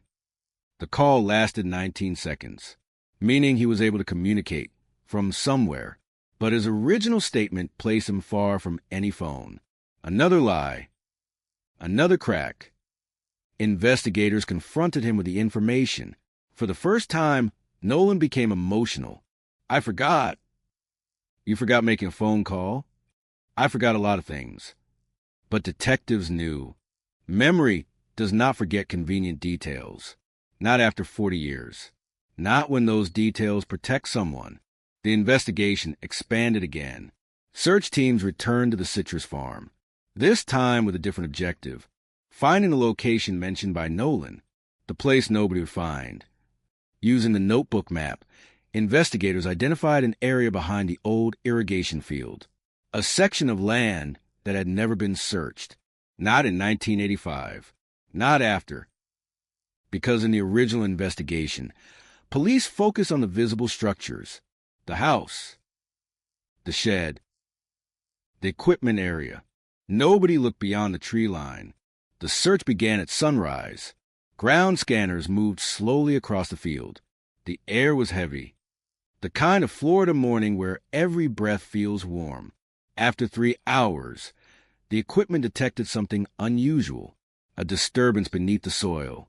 Not large, but artificial, a rectangular shape, several feet deep. The team began excavation, layer by layer, dirt removed, evidence documented, every movement recorded. Then, beneath years of soil and vegetation, they found another container, smaller than the first, wrapped in industrial plastic, sealed, hidden, waiting. Inside were personal items, a driver's license, a broken necklace, a watch, a journal, and a letter. The letter was never mailed. It was addressed to Emily. The handwriting matched Richard Nolan. The contents were not a confession. Not exactly. It was something much more disturbing. A letter written as if Emily was still alive, as if Nolan believed he had a relationship with her that never existed, as if he had created an imaginary connection between them. Investigators read the first lines in silence. I know you don't understand why I did this. The sentence stopped everyone, because for the first time, the evidence revealed something beyond the crime. It revealed the mind behind it. Richard Nolan had not simply hidden evidence. He had preserved pieces of fantasy, a fantasy built around a woman who never gave him permission to enter her life, a fantasy that ended with Emily disappearing. The forensic team continued examining the container. Then they found something that made every investigator in the room freeze. A small photograph, not of Emily, not of Nolan, but of the abandoned boat ramp, taken after the search began, after police had arrived, after investigators were already looking. The photograph proved something impossible. Richard Nolan had returned to the scene after Emily disappeared. He had watched the investigation. He had watched people search for her. He had stood nearby while a community begged for answers, and he had remained silent. For 40 years, investigators believed they were chasing a ghost. Now they realized something far more disturbing. The ghost had been watching them back. The case that had remained frozen since 1985 was finally moving. But the deeper investigators went, the more they discovered that Emily Carter's disappearance was not one terrible moment. It was a chain of choices, a chain that began long before the night she vanished. And Richard Nolan had spent 4 decades protecting every link. The photograph changed the entire investigation. For decades, detectives believed Richard Nolan had disappeared into the background after Emily Carter vanished. They believed he had been a witness, a person of interest for a brief moment, a name buried among hundreds of interviews. But the photograph proved something far more disturbing. Richard Nolan was not just connected to the case. He had remained close to it. He had watched. He had followed the investigation. And while Emily's family searched for answers, the person who knew the most may have been standing nearby. The discovery created a new urgency. Investigators returned to every statement Nolan had ever made, every interview, every conversation, every sentence. Because when someone lies for 40 years, the truth is often hidden between the lies. The first interview from 1985 suddenly looked different. At the time, detectives believed Nolan was cooperative. He answered questions. He provided his information. He allowed investigators to inspect his truck. Nothing seemed unusual. But now, reading the transcript with modern eyes, detectives noticed details they had missed. Nolan volunteered information nobody had asked for. He described the boat ramp. He described the location of Emily's abandoned car. He described the weather conditions. All before investigators had released those details publicly. At the time, it seemed like a helpful witness remembering details. Now it looked different. How did Richard Nolan know so much? The question became one of the central points of the investigation. Detectives began comparing Nolan's original statements with known facts. The differences were everywhere. He said he arrived at the boat ramp because of engine problems. But his vehicle inspection from 1985 showed no mechanical issue. He said he never entered Emily's vehicle, but his fingerprint was inside the driver's door. He said he never knew Emily personally, but photographs showed he had documented her movements. Every answer created another contradiction, and every contradiction led investigators closer to the same conclusion. Richard Nolan had not simply been near the crime. He had built a false version of events around it. The next major breakthrough came from the old cassette tape recovered from the concrete box. Forensic audio experts continued restoring the recording.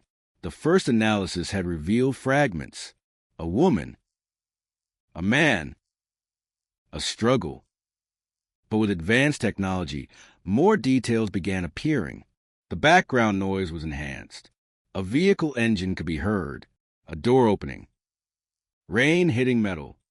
Then a sound investigators had not noticed before. A vehicle radio. Experts isolated the frequency. The station matched one local radio channel broadcasting an evening program on September 18, 1985. The timing was exact. The recording was made during the same period Emily disappeared. The tape was not proof by itself, but it placed the event in a very specific window. A window that matched Richard Nolan's movements.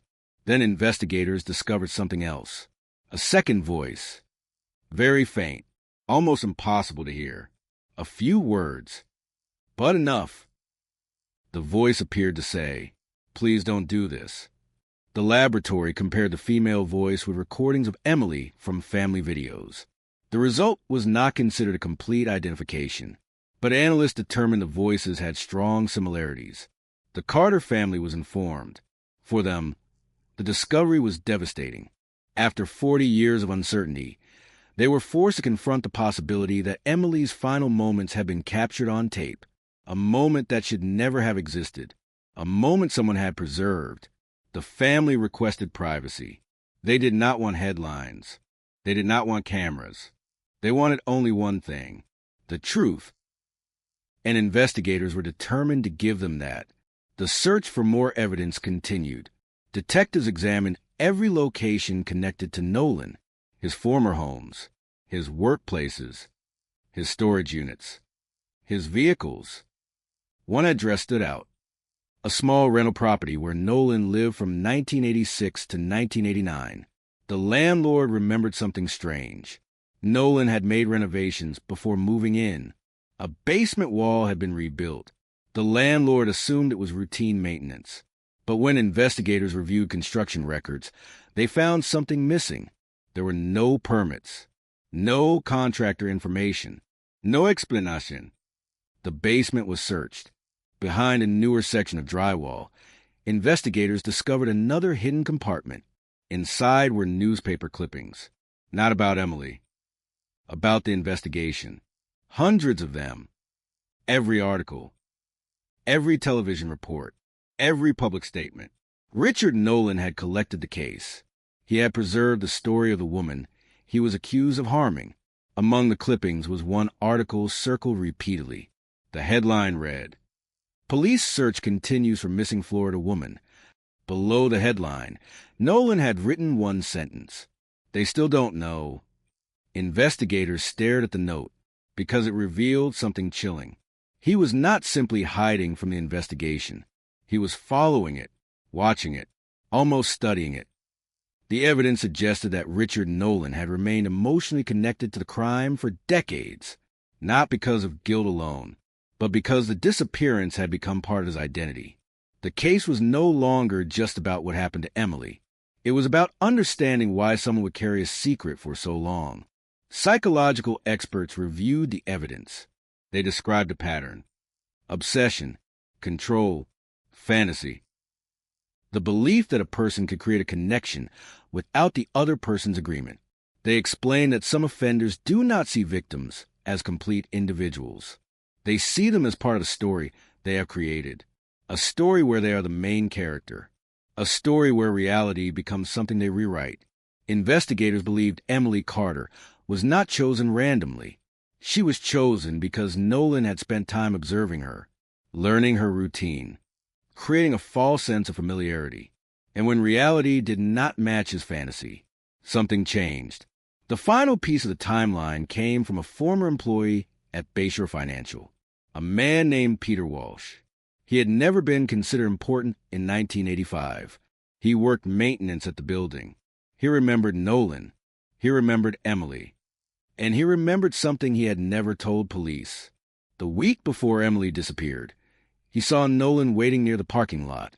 Was he working? No. What was he doing? Walsh looked uncomfortable. He was watching. Watching what? Her. That single statement reopened a forgotten possibility. The crime had not happened suddenly. It had been developing.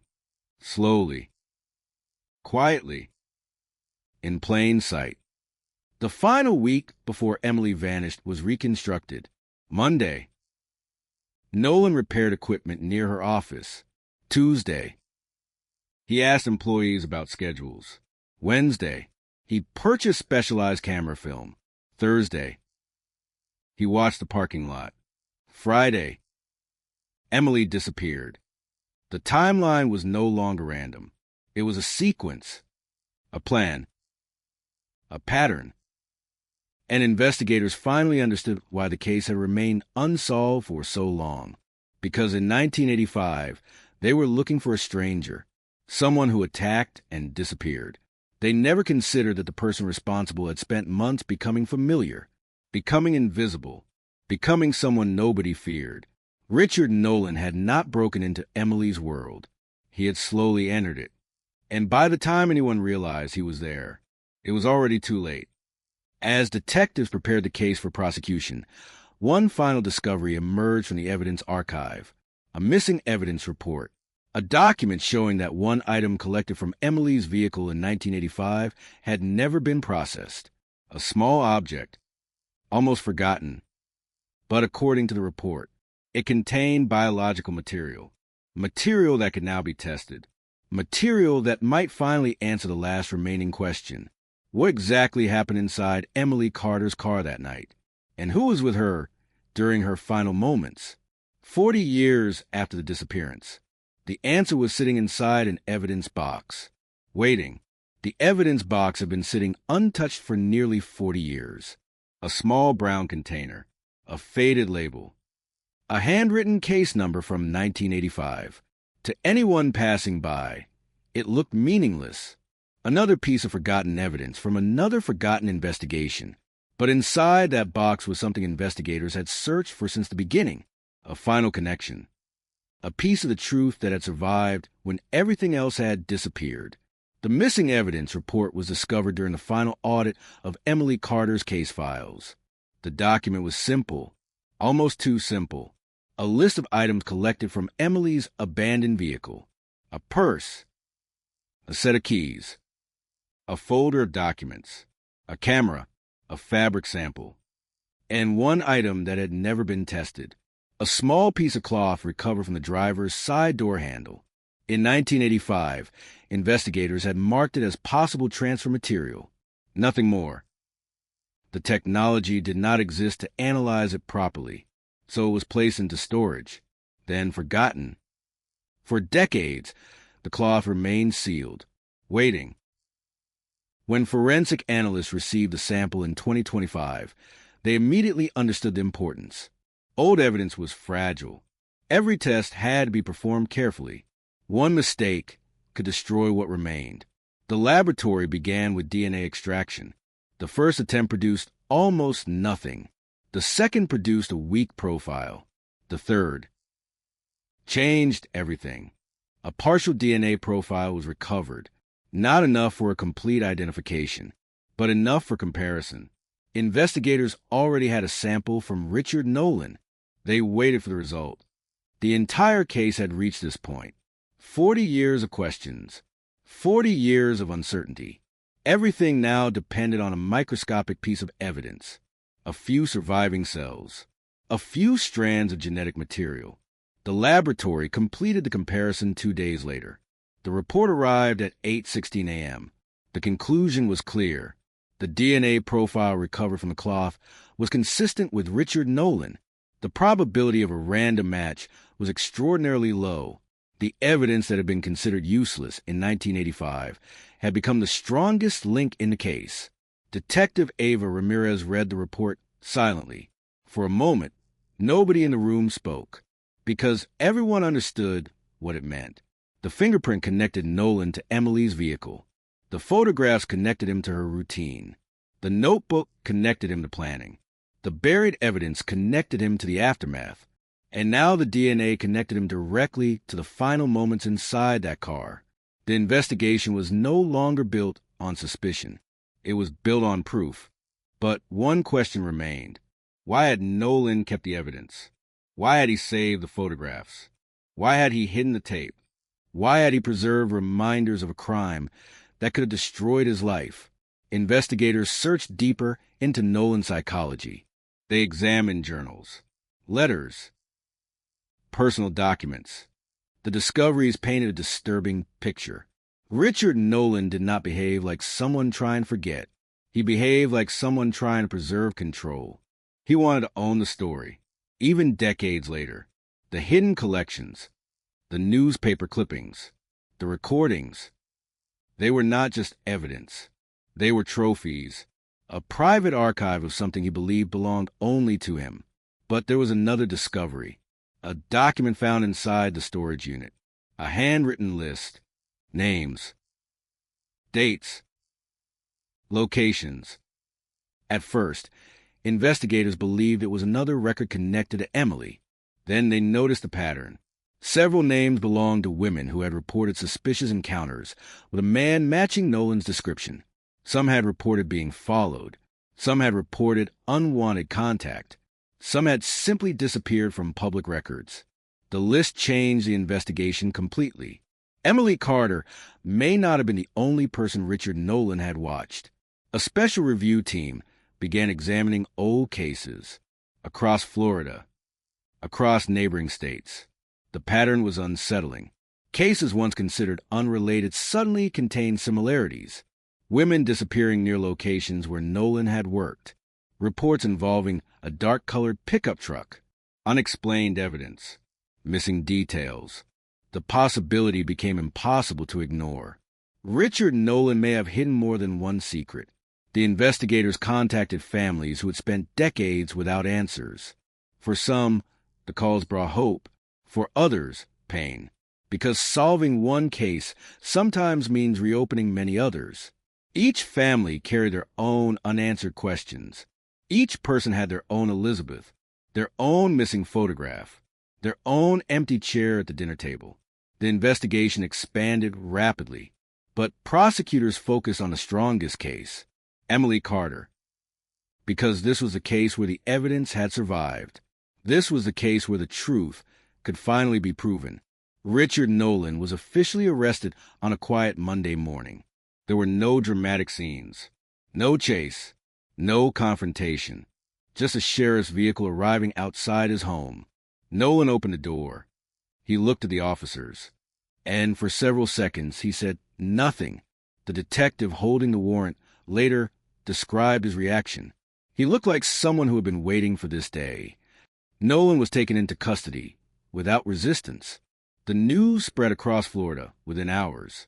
A 40-year-old mystery had finally been broken. Headlines appeared everywhere. Cold case cracked. Fingerprint and DNA evidence solved 1985 disappearance. Missing Florida woman's final moments revealed after 4 decades. Retired technician arrested in decades-old mystery. The town of Cypress Hollow reacted with shock. Many residents remembered Emily's disappearance. Many remembered the fear, the searches, the flyers, the hope that she would somehow return. Some struggled to believe that the answer had been nearby all along, that the person responsible had been living quietly among them.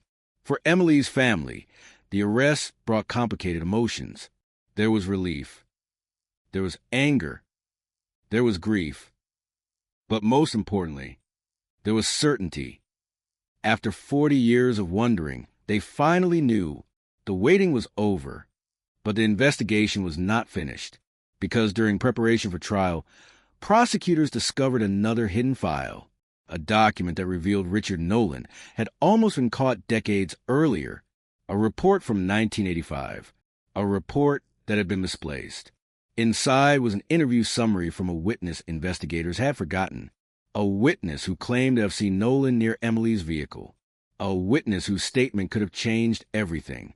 But the report had been filed incorrectly, buried, ignored, lost.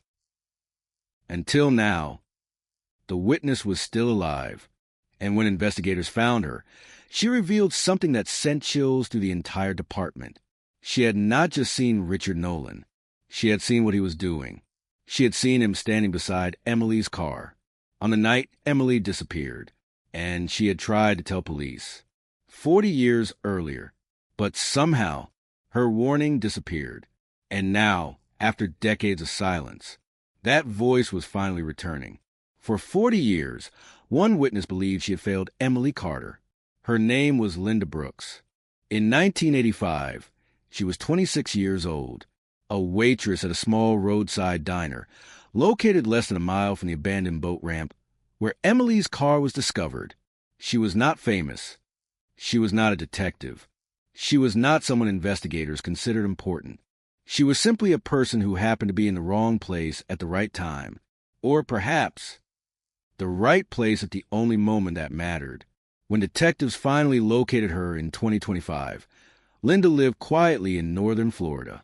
She had spent decades avoiding attention.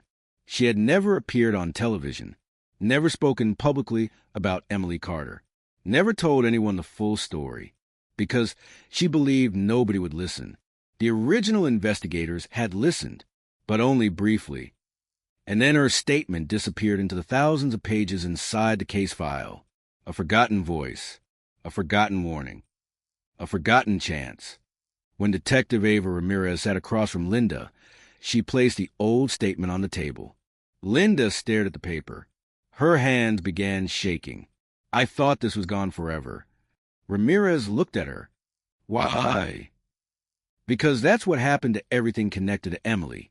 Silence filled the room. Then Linda began speaking.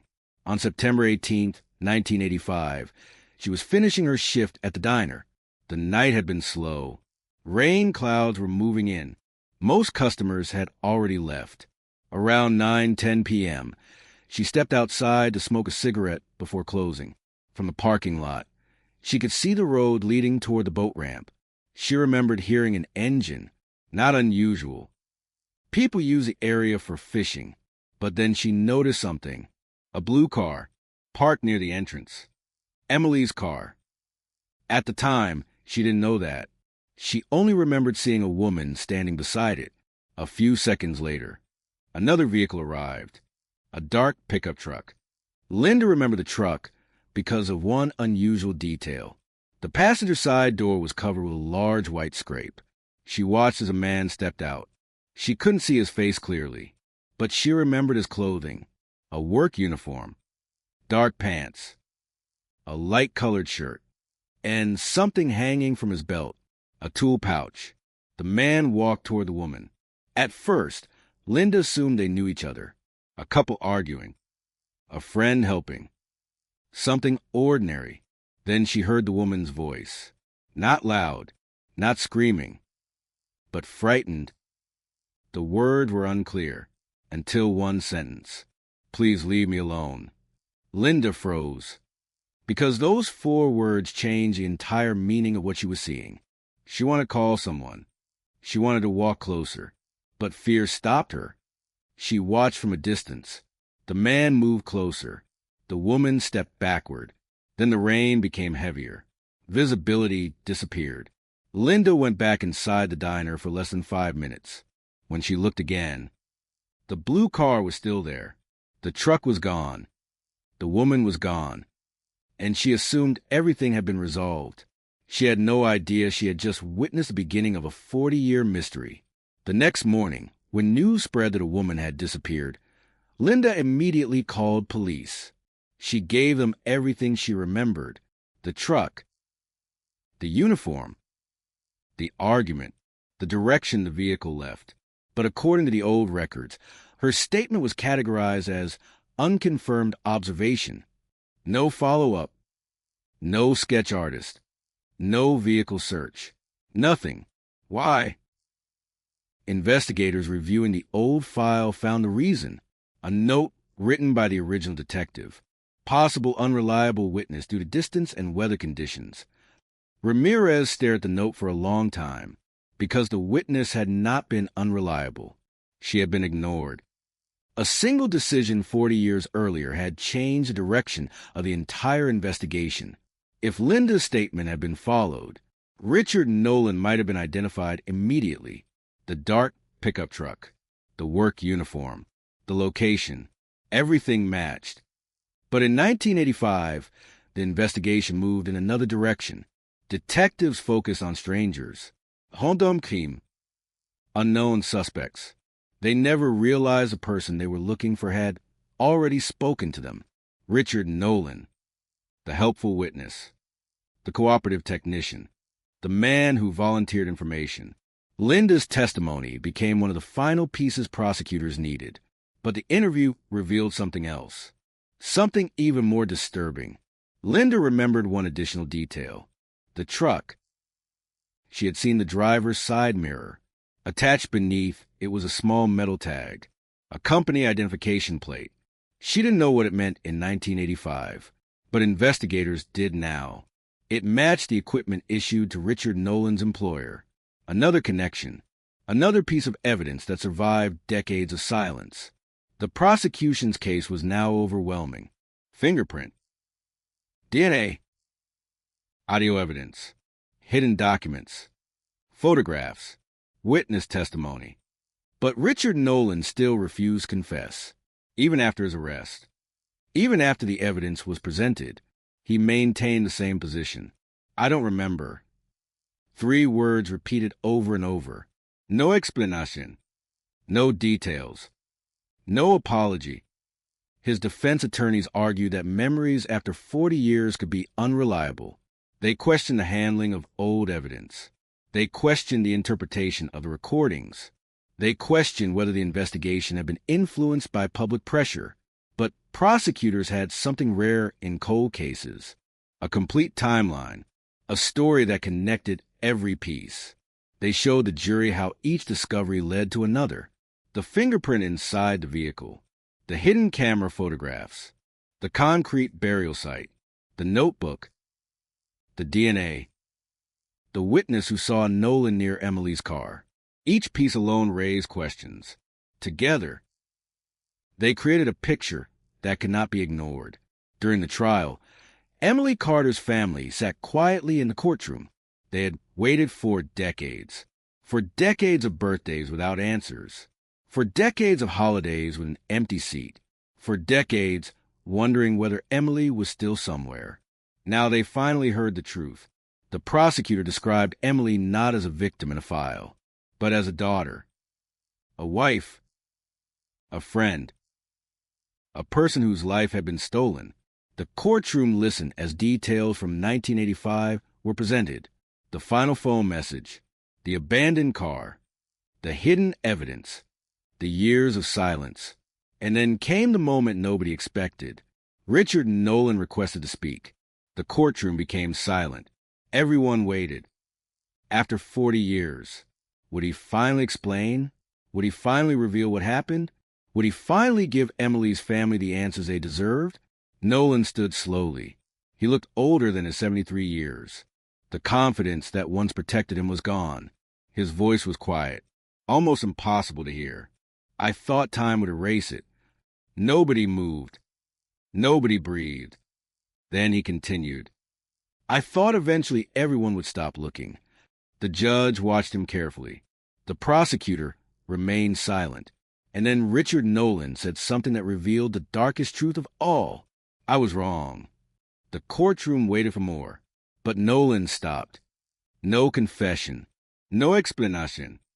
Only those two words. I was wrong. And somehow, that made the silence even heavier. Because everyone understood. He had spent 40 years believing the past was buried. But the past had been waiting. Waiting inside a fingerprint. Waiting inside a photograph. Waiting inside a forgotten box. Waiting for someone to finally look again. The trial moved toward its final stage. And the last evidence presented would reveal the one thing investigators had never known. The truth about where Emily Carter had spent the last hours of her life. A location hidden for decades. A place Richard Nolan believed nobody would ever find. A place that would finally answer the question that haunted Florida since 1985. Where was Emily Carter? The question had haunted investigators for 40 years. Where was Emily Carter? For decades, that question had remained unanswered. Her car was found. Her belongings were found. Her name remained in the headlines. But Emily herself was missing. A person reduced to photographs. A voice preserved only through memories. A life frozen on the night. She never came home. Now, inside a courtroom filled with 4 decades of pain, investigators finally prepared to reveal the discovery that would close the final chapter. The location Richard Nolan believed nobody would ever find. The place hidden beneath layers of soil, concrete, and silence.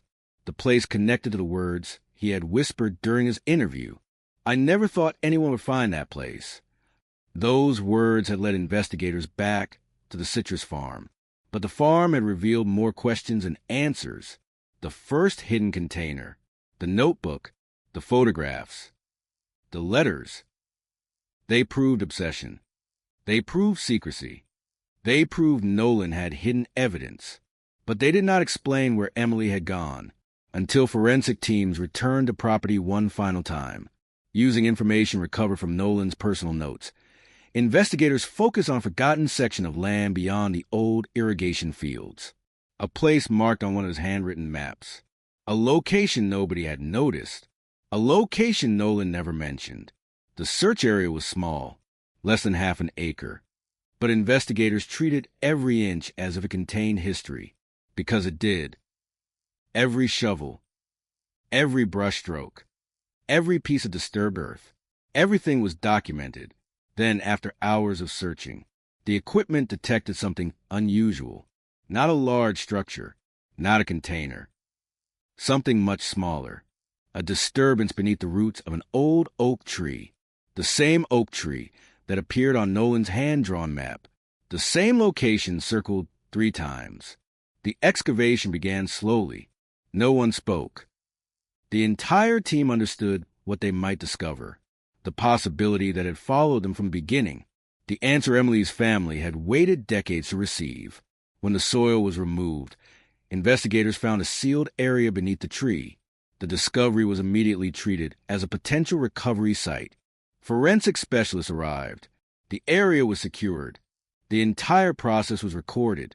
And after hours of careful excavation, they found human remains. The investigation that began as a disappearance had finally reached its most painful conclusion. Emily Carter had been found. 40 years after she vanished. 40 years after her family last heard her voice. 40 years after the town of Cypress Hollow wondered if she might somehow return. The identification process took several weeks. Dental records, DNA comparison, medical analysis. Every test confirmed the same devastating truth. The remains belonged to Emily Carter. The news traveled quickly, across Florida, across the country. People who remembered the case decades earlier watched as the final mystery disappeared. But for Emily's family, the discovery brought emotions no headline could capture. Relief, grief, anger, peace. All at once, they finally had answers. But answers do not erase pain. They only replace uncertainty. At the sentencing hearing, Emily's family spoke publicly for the first time in years. They did not focus on Richard Nolan. They focused on Emily, the person she was before becoming a cold case, her favorite songs, her habit of leaving notes on the refrigerator, her laughter, her plans. The future she never got to experience. They wanted the world to remember something important. Emily Carter was not a mystery. She was not a headline. She was a person whose story deserved to be told. Richard Nolan listened without emotion. The courtroom remained silent as Emily's family described the decades they spent waiting, the birthdays, the anniversaries, the unanswered questions, the moments when they thought the phone might ring, when they thought someone might finally know.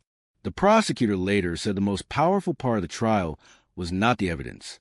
It was a reminder that every cold case represents real people, real families, real lives interrupted. The evidence against Nolan was overwhelming. The jury reached a decision after only a few hours. Guilty. The word echoed through the courtroom. 40 years of uncertainty ended with one word: guilty. Outside the courthouse, reporters surrounded investigators. They asked the same question: how did this case survive for so long? Detective Ava Ramirez gave a simple answer: because evidence remembers. A fingerprint remembers where a hand touched. A photograph remembers what someone saw. A recording remembers what someone said. Evidence can wait, sometimes for years, sometimes for decades, but it does not forget. The investigation also changed how law enforcement viewed old cases. The Emily Carter case became a symbol of what modern forensic technology could accomplish. A reminder that cold cases are not dead cases. They are unfinished cases. Across the country, investigators began reviewing old evidence connected to other disappearances. Files once considered impossible were reopened. Technology that did not exist in 1985 was now changing the future. DNA analysis, digital enhancement, advanced databases, methods capable of reaching backward through time. Because time was no longer the enemy. It was simply another obstacle, and obstacles could be overcome. But the case left behind one haunting question. How close had investigators been in 1985? The answer was painful. Very close. Richard Nolan had been interviewed. His truck had been seen. His fingerprints were there. His connection existed. The truth was present, but the technology was missing. The attention was missing. The pieces were scattered. And 40 years passed before someone put them together. The forgotten witness, the untested evidence, the overlooked fingerprint, the missing report, every mistake, every missed opportunity, every unanswered question. They all became part of the story. Because solving a cold case is rarely about finding one perfect clue. It is about recognizing the importance of the clues that were always there. The Emily Carter investigation proved something investigators around the world already knew. A case does not disappear just because people stop talking about it. The file may close. The headlines may fade. The world may move forward. But somewhere, evidence remains, waiting, watching, holding on to the truth. The final chapter of the investigation came months later, when Emily's belongings were returned to her family. Among the recovered items was the small disposable camera, the same camera that captured the final photographs connected to the case. Most images had faded. Most memories had been damaged by time. But one photograph remained clear. Emily standing outside her home, smiling, alive. Before everything changed, her family chose that image for her memorial, not the crime scene photographs, not the newspaper headlines, not the picture associated with disappearance. They chose the image of Emily before the mystery, before the fear, before the decades of waiting, because in the end, the story was never about the person who took her away.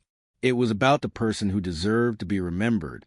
Emily Carter, a woman who disappeared in 1985, a woman whose case became a symbol of unanswered questions, a woman whose truth survived longer than the person who tried to bury it, and a woman whose story finally received the ending her family had waited 40 years to hear.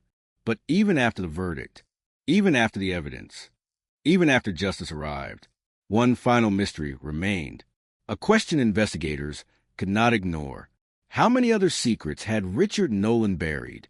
Because inside his hidden archives, inside his old notebooks, inside the records recovered from his storage units, there were still names, still dates, still places, and investigators were beginning to wonder, was Emily Carter the only cold case Richard Nolan left behind? The conviction of Richard Nolan should have been the end. For most people, it was a headline, a courtroom decision, a decades-old mystery finally solved. After 40 years, Emily Carter's family finally had the answer they had searched for. The town of Cypress Hollow finally knew what happened. Investigators finally closed a file that haunted their department for generations. But inside the evidence room, one question refused to disappear. Was Emily Carter the only person Richard Nolan had left behind? Because the deeper detectives looked into Nolan's hidden records, the more they realized something disturbing. The Emily Carter case was not an isolated event. It was a pattern buried beneath years of silence. And now investigators had to decide whether solving one cold case had uncovered something much larger. The review began quietly. No press conference, no public announcement, just detectives sitting inside a room surrounded by boxes, old files, old photographs, old names, cases that had been forgotten. Investigators created a timeline of Richard Nolan's movements. Every job, every address, every city, every unexplained connection. Then they compared that timeline with unsolved disappearances across Florida and neighboring states. At first, there was nothing. Random names, random locations, random circumstances. But after weeks of analysis, the similarities started appearing. Women between the ages of 20 and 40 disappeared after leaving work. Last seen near commercial buildings. Vehicles recovered with little evidence. Cases that seemed impossible to connect. Until Richard Nolan's name appeared. The discovery changed the direction of the investigation. A special cold case task force was created. Their mission was simple. Find out whether Emily Carter was the beginning or the end. Investigators returned to Nolan's storage units. The first search had focused on Emily. Now they examined everything. Every notebook, every photograph, every receipt, every handwritten note. The smallest details mattered. One box contained dozens of old maps. Most appeared meaningless. Highways, back roads, rural properties. But forensic analysts noticed something. Several locations matched areas connected to unsolved cases. A highway outside Georgia, a rest stop in Alabama, a rural road near the Florida border, places where women had disappeared decades earlier. The maps were not random. They were records. A private catalog of places Nolan had visited. Investigators began matching dates. The results were disturbing. One map contained a handwritten mark dated 1987. That date matched the disappearance of a woman named Sarah Whitmore. Sarah vanished while driving home from work. Her car was discovered near a closed gas station. No suspect. No explanation. For 38 years, her family had waited. Now detectives were reopening the case. Another map showed a location connected to a missing woman from 1991. Another matched a 1993 disappearance. The possibility became impossible to ignore. Richard Nolan may have carried secrets far beyond Cypress Hollow. The investigation expanded. Families who had stopped expecting answers began receiving phone calls. For some, it was a call they had dreamed about. For others, it was a call they feared. Because reopening a cold case means reopening old wounds. It means returning to the moment when everything changed. Investigators understood the responsibility. They were not just searching for evidence. They were searching for people. People who deserved to be remembered. People whose families deserved the truth. Meanwhile, Richard Nolan remained in prison awaiting additional hearings. He refused to discuss the other cases. Every question received the same answer. I don't remember. But detectives noticed something. When specific names were mentioned, he reacted. A slight movement. A change in expression. A moment of hesitation. Small details. But investigators who spent years studying behavior knew. Silence can reveal as much as words. One investigator requested another interview. Nolan agreed. This time, he appeared different. Older, more tired. The confidence that protected him for decades had disappeared. The detective placed photographs on the table, not of evidence. Of victims. Women whose families were still waiting. You know these names. Nolan stared at the table. No. You remember these places. No. You remember Emily. A long silence. Then Nolan looked up. I remember all of them. The detective froze. The room became silent. It was the first time Nolan had admitted remembering anyone. Who are they? Nolan looked away. I don't know. A frustrating answer, but a revealing one, because for 40 years he had claimed he remembered nothing. Now he admitted he remembered everything. Investigators continued pressing. What happened to them? Nolan refused to answer. Why keep the records? Silence. Why keep the photographs? Silence. Why keep the names? Finally, Nolan spoke. Because nobody else cared. The detective stared at him. What does that mean? Nolan looked toward the wall. People disappear. His voice became quieter. Then everyone forgets. The statement disturbed investigators because it revealed something about how Nolan viewed his crimes, not as acts against individuals, but as stories he believed belonged to him, a dangerous mindset, a belief that he controlled the narrative. The interview ended without a confession, but it provided something else, confirmation. Nolan knew more than he admitted, much more.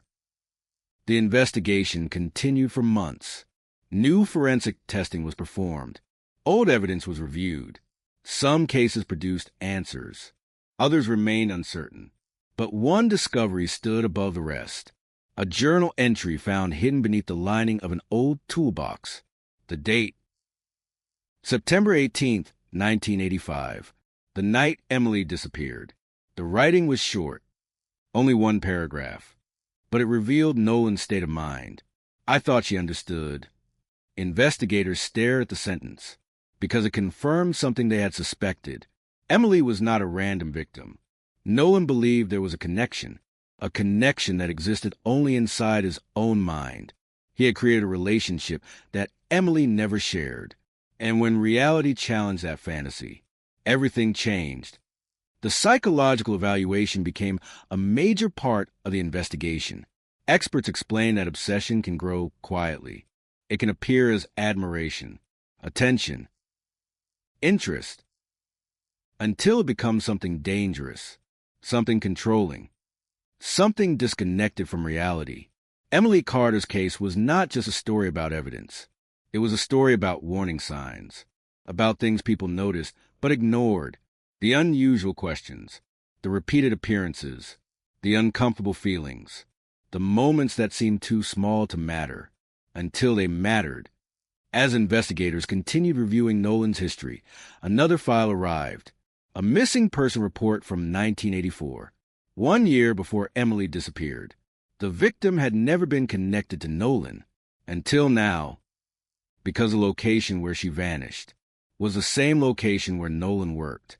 And inside the file was a piece of evidence that had never been analyzed, a fingerprint. A fingerprint collected decades earlier. A fingerprint that had been sitting in storage, waiting. Just like Emily's, investigators prepared the test. They knew the result could change everything. Because if the fingerprint matched Richard Nolan, then Emily Carter's case would no longer be a single tragedy. It would be the beginning of something much darker. Something that had been hidden for decades. And once again, the truth was waiting inside a forgotten piece of evidence.